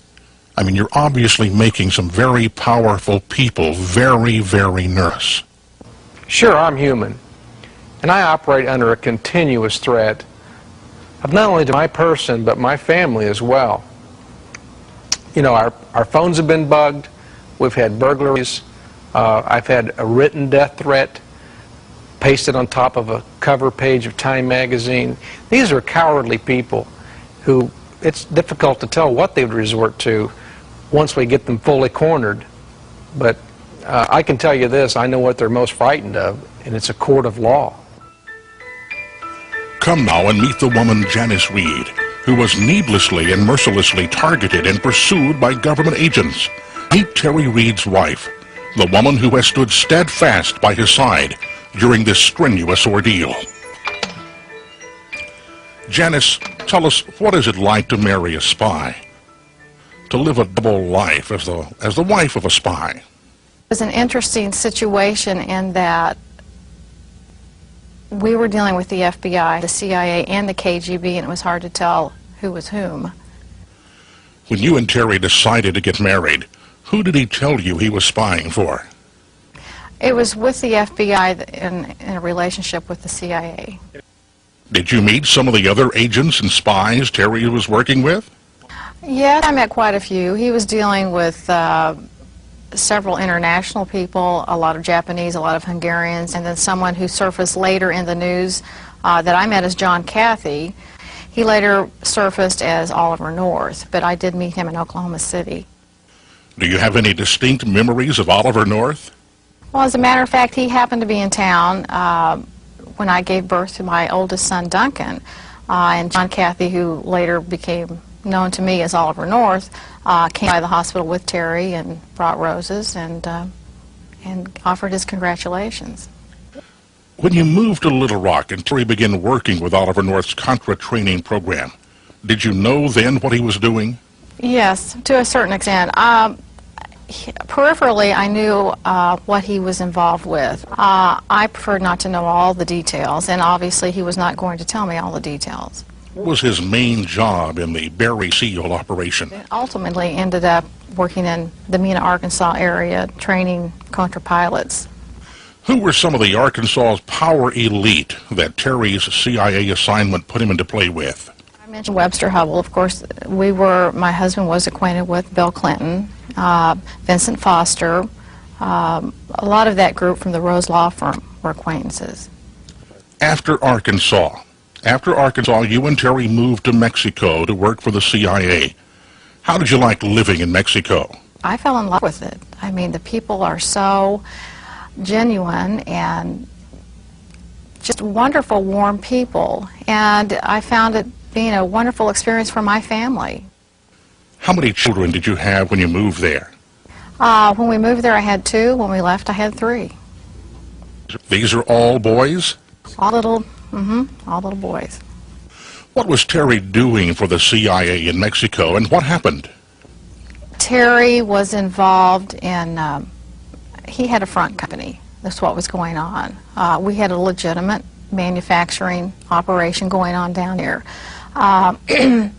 But in the summer of 1987, he came across some drugs, cocaine as a matter of fact, a large shipment. And once he became aware of that and I became aware of that, we decided this is not what we're down here for. We were being used and we just wanted away from it. What was the role of the front company? A CIA front company normally has more than one purpose. Terry has a manufacturing background, and technology is one of his true loves. He was involved in high-tech machine tool equipment, shipping it down to Mexico, trying to start up businesses down there, which is very legitimate. It's what was going on then and it's what is still going on now. Through this company, he also allowed weapons to be shipped through the company, and he was aware of that and went along with that.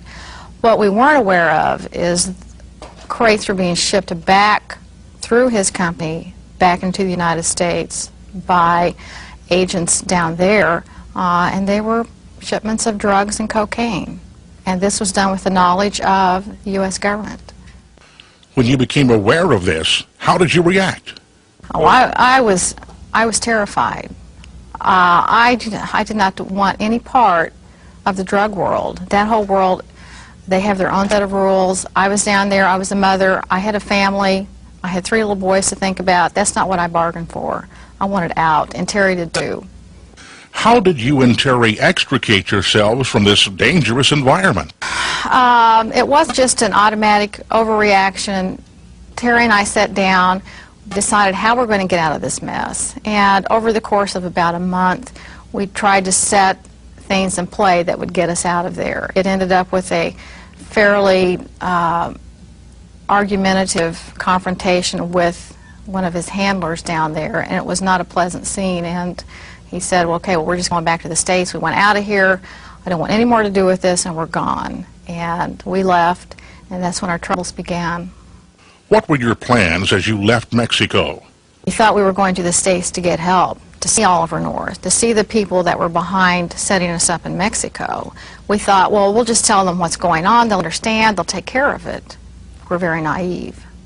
After returning to the U.S., what happened? Bit by bit, we found out how deeply we were involved in this. And Terry found out more and more how much inside the inner circle he was, unwittingly and unknowingly.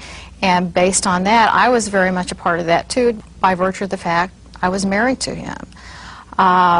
Once we got back to the States, we found out our parents were getting phone calls, suspicious phone calls, wanting to know our whereabouts.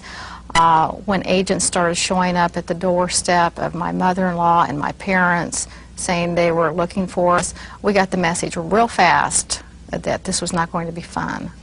So you were being painted as drug traffickers and agents of the U.S. government were looking for you? They went to my sister, they went to my mother, they went to my father, they went to Terry's 72-year-old mother and threatened. They threatened family members saying, you turn over your children, tell us where they are. If you don't, you're in trouble with the law too, and you can be incarcerated. When we were dealing with that, with our elderly parents, seeing them being threatened, we knew this was for real, and they weren't going to be understanding. They were after us. What did you do then? At that point in time, we decided we're going to take off. We're going to run because obviously they were not being reasonable. They did not want to hear our side of the story. How does it feel to be pursued by government agents when you've done nothing wrong? But during the course of this, when I realized I had no one to turn to, I had no place to go. I was a citizen wronged, but where could I go? The people I felt I should be able to go to were the people that were after me. The level of despair when I realized that, like, I am a person without a country, that was something that was very difficult to deal with. So you and Terry fled for your lives. Yes, in fact, we had a motorhome and 3 little boys and a German Shepherd dog, and we took off, not having any idea where we were headed. Initially, we had felt that there was someone in Washington that was going to help us, but we soon came to learn we were being double-crossed. We had no idea. Nothing can prepare you for this sort of shock. How do you feel? My husband is a very patriotic person, as well as I am, and the fact that we thought we were doing the right thing and helping our government, helping our country, and then to have this happen, I can't tell you what it does to you as a human being. The trauma and the shock and the despair one feels, and the loneliness, thinking it's just us out here being chased. What was your loneliest moment? During the course of all this, when all this came about, my father had a stroke. I was there at the hospital with him when all this came down on us. I had to leave in the middle of the night with my family, and I had to make a decision. If I leave my father now, I may never see him again, but I also have 3 children that are depending on me, and someone is wanting to take me away from them. And I had to make a decision. It was that was probably the most difficult point of my life, when I had to leave my father in the hospital. I felt very alone, and the despair was almost more than I could imagine and bear. How did you deal with this pain? I guess when you work through all these phases, like the shock, the denial, the anger, you know, Terry and I had to work through that in about 48 hours. I mean, we had to get through it. If we had wallowed in that and gone through all those phases, we would have been captured. We didn't have time for that. We had too many, our children relied on us, and we had too many responsibilities. So we worked that real fast and then got into the survival mode. Where did you run to initially? We ended up in San Diego. We spent Christmas in San Diego. We thought that's right near the border, and Terry's thought was that's the last place that the Reeds would go. That would be a stupid place to hang out, is at the border. They might be combing the borders.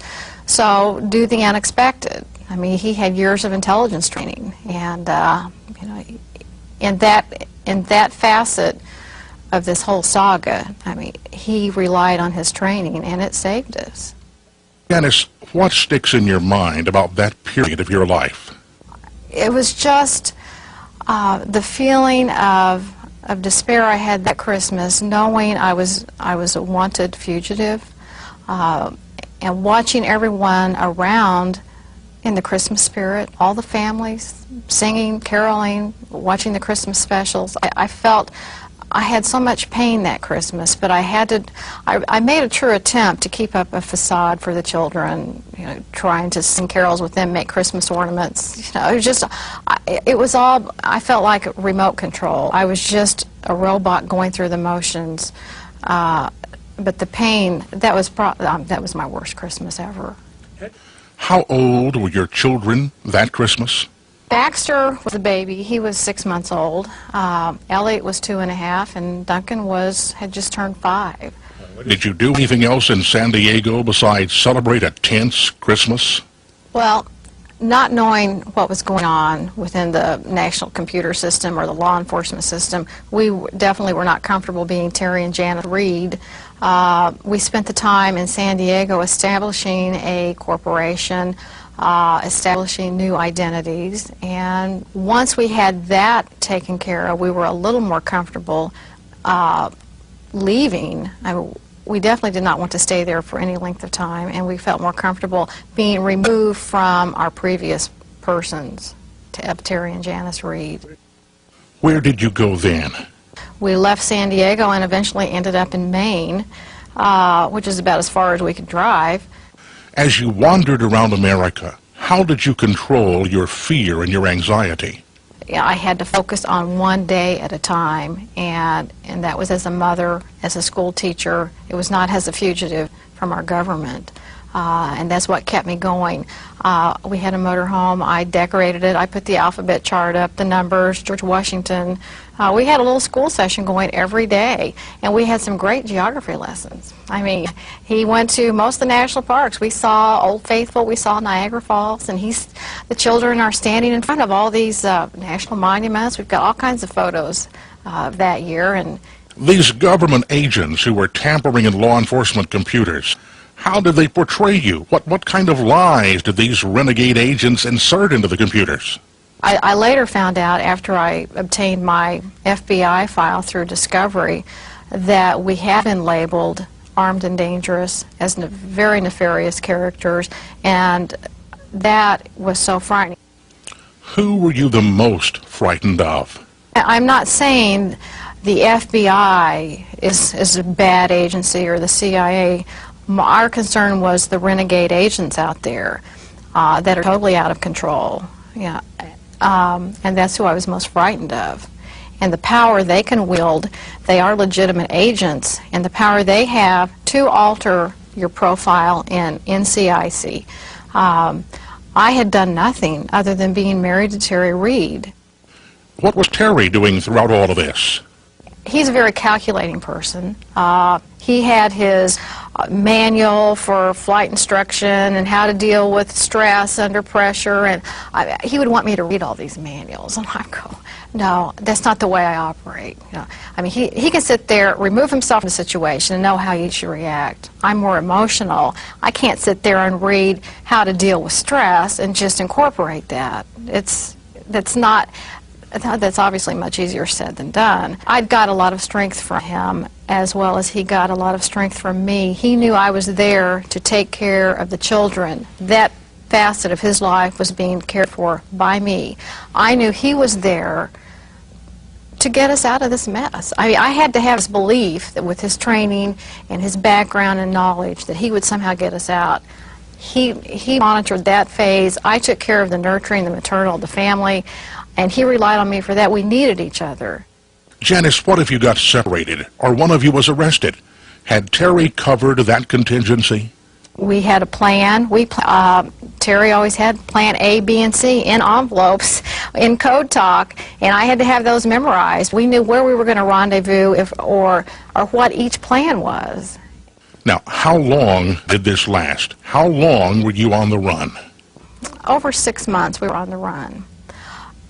after that length of time, you just start to question, what are we doing? We obviously had evaded them. Terry did a very good job keeping us out of harm's way. It got to the point, though, we did feel very threatened. I'd been asked before, what were you prepared to do? When I felt as a mother threatened, I would have been prepared to do anything. In fact, I got to the point, I did get a Smith & Wesson .38 caliber featherweight, and I carried it in our diaper bag. It was with me at all times, because I never knew if someone was going to come barging in the door. That could happen. If they had located us, if they had put a monitor on us, they could have found us easily, barging our door in the middle of the night and trying to take us away. I was prepared to shoot. Being responsible for 3 little boys, I felt very capable of doing what I needed to do.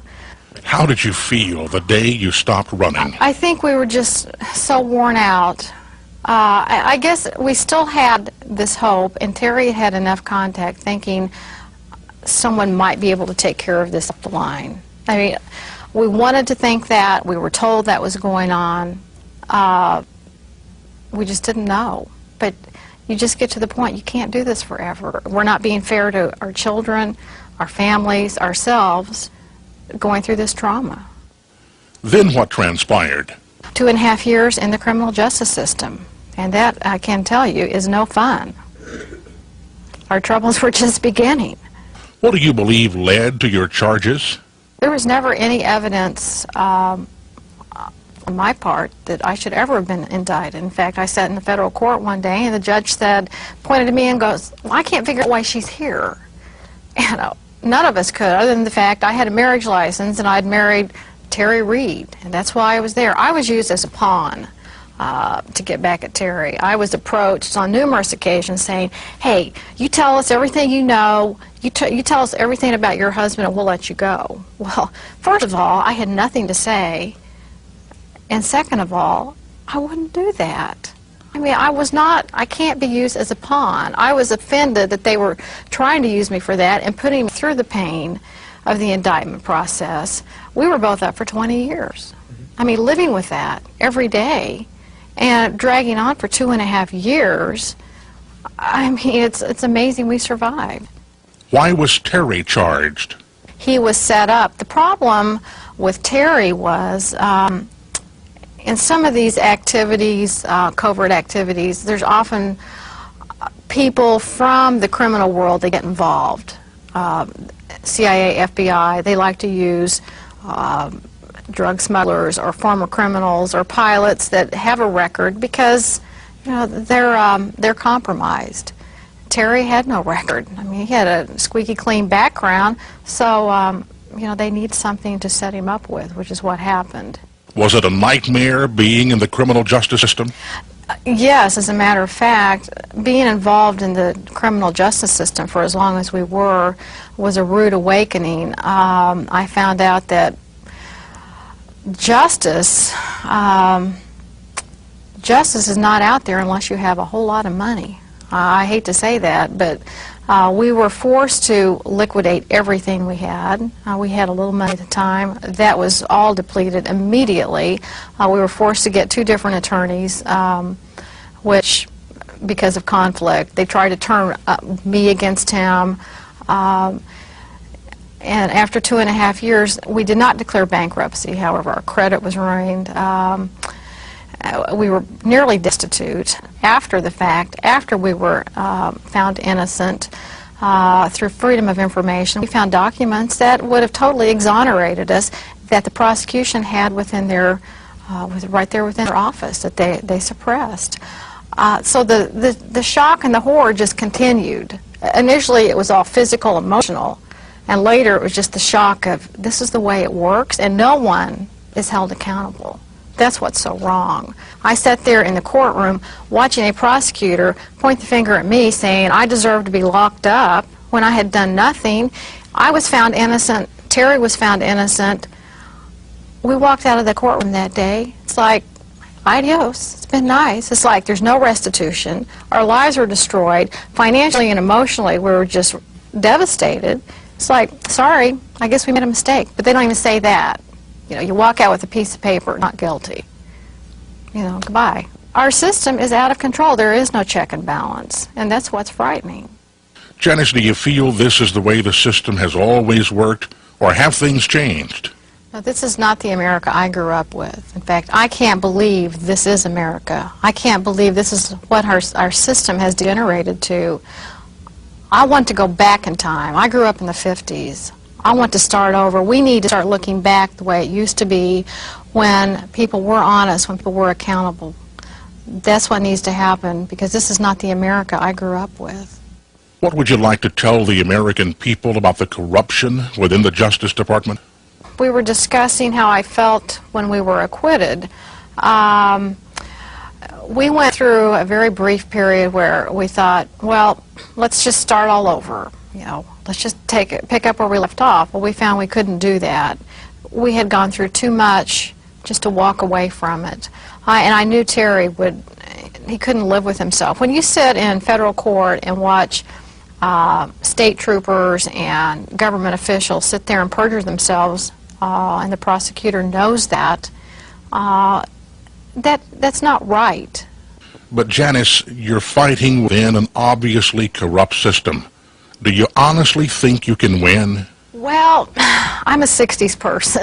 I mean, that's inherent. That's an inherent part of me. I still have this sense of right will prevail, and I think sometimes I'm terribly stupid to think that. But Terry and I got acquitted. I didn't think that would happen. I'm committed. I do have this belief that we can make a difference. Terry Reed fought the Vietnam War and survived. He and Janice fought the criminal justice system, and they won against tremendous odds. They are now fighting Time magazine and will surely prevail. And to show you just how vindictive Time magazine became when they pulled out the stops to help get Bill Clinton elected, listen to the following taped conversation between Time reporter Richard Behar and Toshiba machine tool executive Takashi Osato.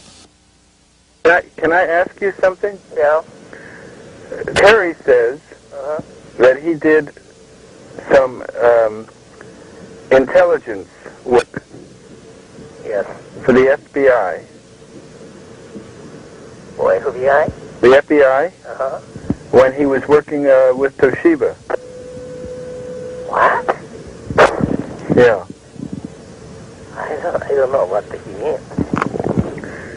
He was working for the FBI. You know the FBI? Yeah. Uh-huh. Trying to find out how machinery is going from Japan to America. That he was working as an agent. Oh, really? For the FBI. I didn't know that. I have no knowledge about that.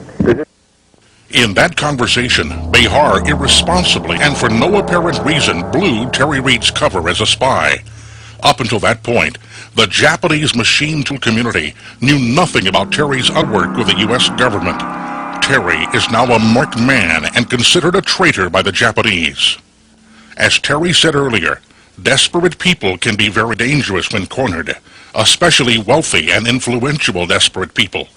Betsy Wright, Bill Clinton's personal friend and chief of staff for all the years he was governor, is now in Washington as one of the most influential and expensive lobbyists, exploiting and selling her relationship with the Clintons. Wright is attacking the credibility of both Terry and his book in such a below-the-belt manner that it's difficult to defend oneself. From the following comments, it's clear to see the Clintons and their machine have some tricks up their sleeves. The book is so false as to be laughable. I mean, this man's fantasy level probably qualifies him for some kind of institutionalization. I pass mentally ill people on the streets and wonder if it's Terry Reed. This is pathetic, this person. Terry Reed and his wife, Janice, have been fighting a long, lonely battle for over 4 years, attempting to not only bring these men to justice, but to also unearth the Mena-Iran-Contra connection. They're convinced that the American public has a right to the truth. They feel they are defending the Constitution of the United States of America, and that this country should never resort to drug trafficking to finance secret foreign policy. Their crusade could shed some much-needed light on a government out of control, to the extent that the Central Intelligence Agency is compromising the office of the President. The allegations there are of the most serious nature, involving allegations of high crimes in high places in Washington. They involve allegations that a C-123, C-130 operation, contract operation, was operating out of Mena Airport, transporting guns to Central America and returning drugs to Arkansas, and laundering money in Arkansas from the sale of those drugs. Beyond that, one has to wonder if the executive branch has devoured the judicial branch. Does the country still have a triangular balance of power between executive, legislative, and judicial? The Reed case has the potential to expose political prisoners rotting behind bars simply because they have become liabilities to corrupt politicians.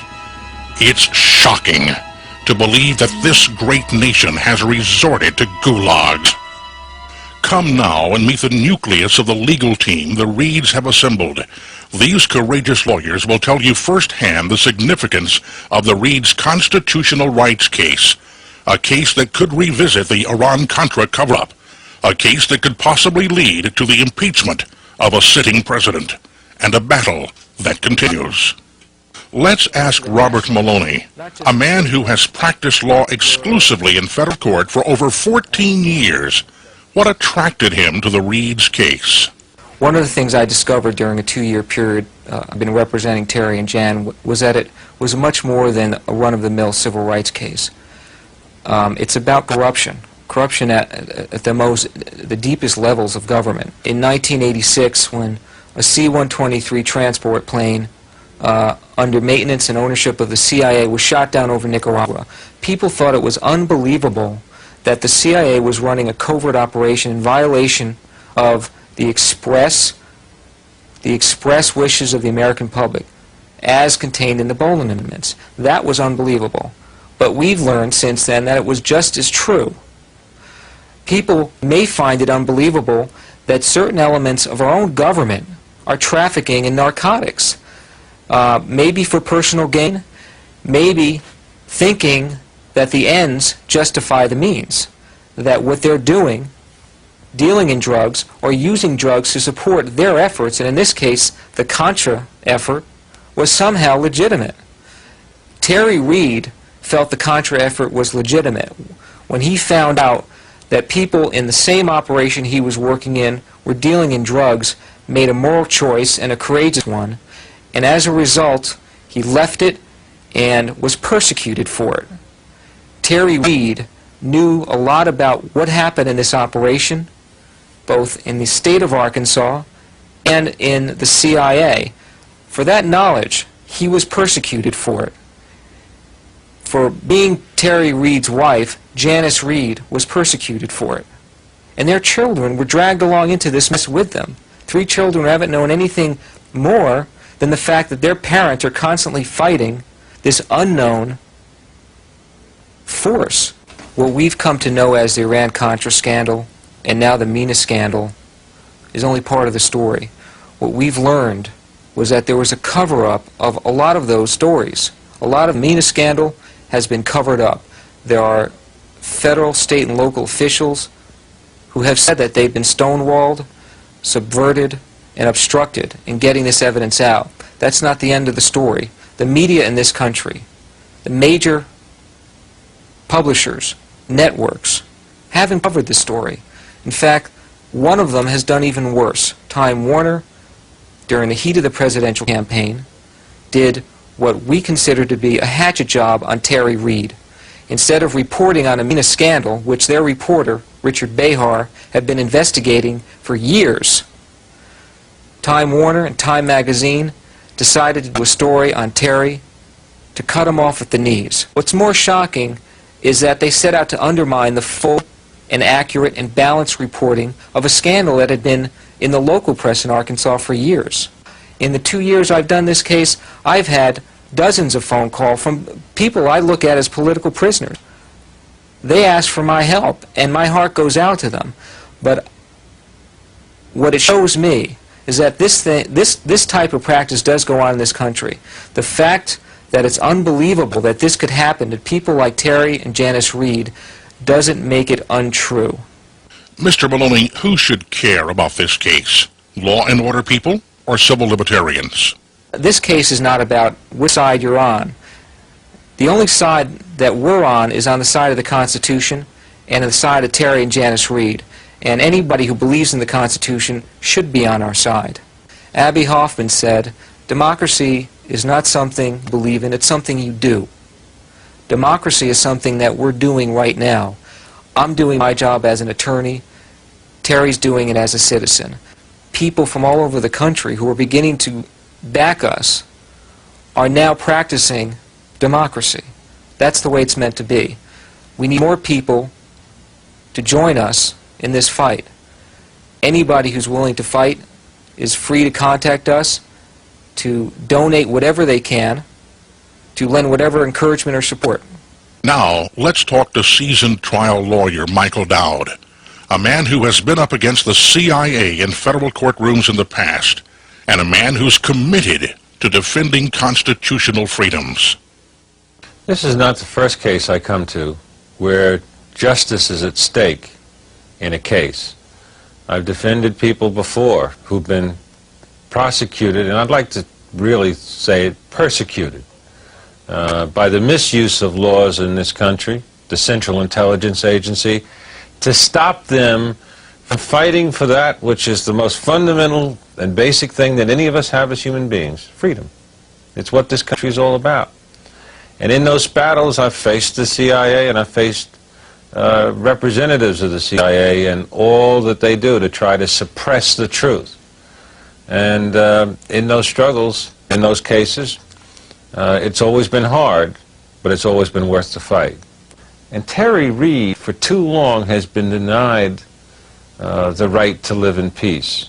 He was pursued and persecuted wrongly, and now the corrupt people who tried to cover up their misdeeds continue to try to persecute him by silencing him in this case that he has. Well, there are a few of us that believe that protecting his freedom means protecting our own freedom. And hopefully there are going to be some people around this country that are going to be listening to me, that are going to see that fighting for Terry Reed and standing up for Terry Reed is really standing up for them. Because what happened to Terry Reed and Janice Reed can happen to any of us. And if we don't understand that, then maybe we're all going to be lost.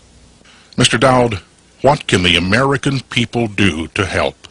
We're facing a well-financed army of lawyers out there to keep the truth from coming out.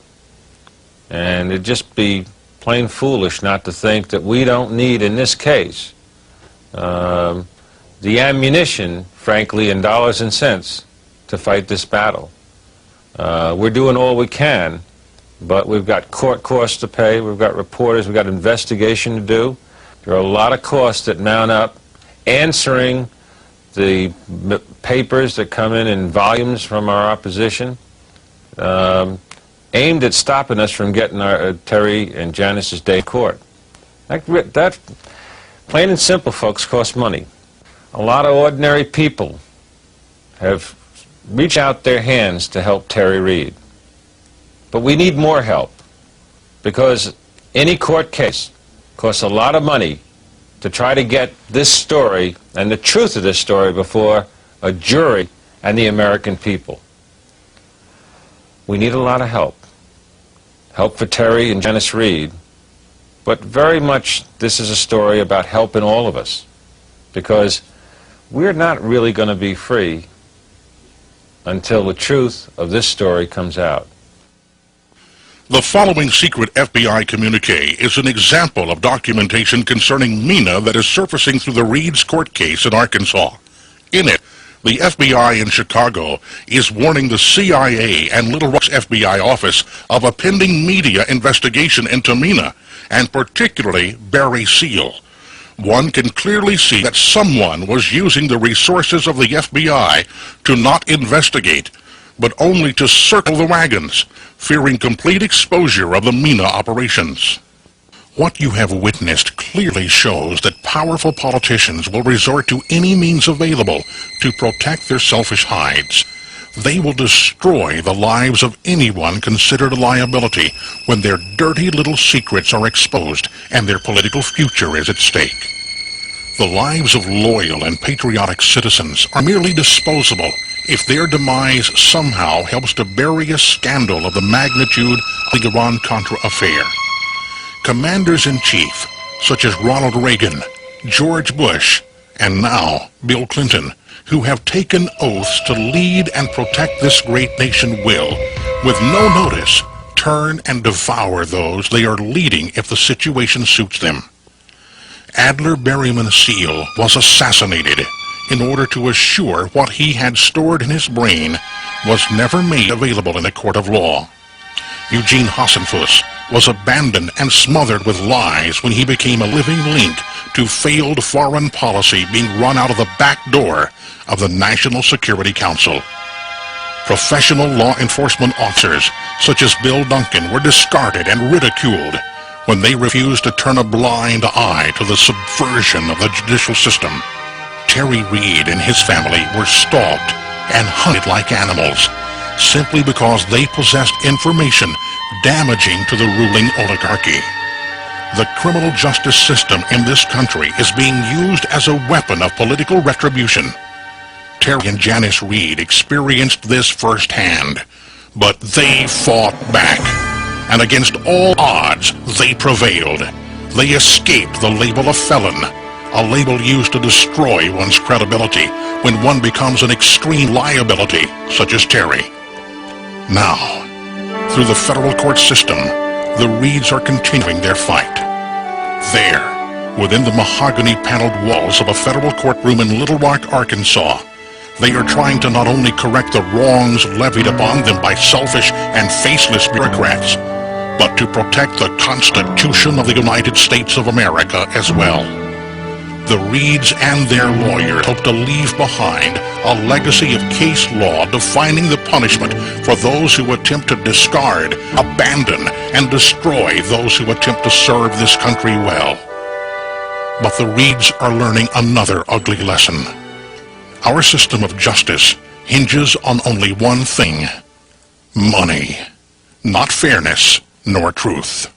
As the prominent trial lawyer Jerry Spence wrote, quoting Mr. Spence, although the government still gives lip service to the jury system and to our constitutional rights, trials have largely become public trappings to reinforce the myth that in America we are still free, end quote. There is nothing free about trying to right the wrongs brought about as the result of a manufactured crime and the resultant wrongful indictment. This is a capitalist society, and without money, there is no justice.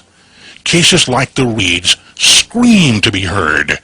Sometimes they simply wither and die if not properly funded.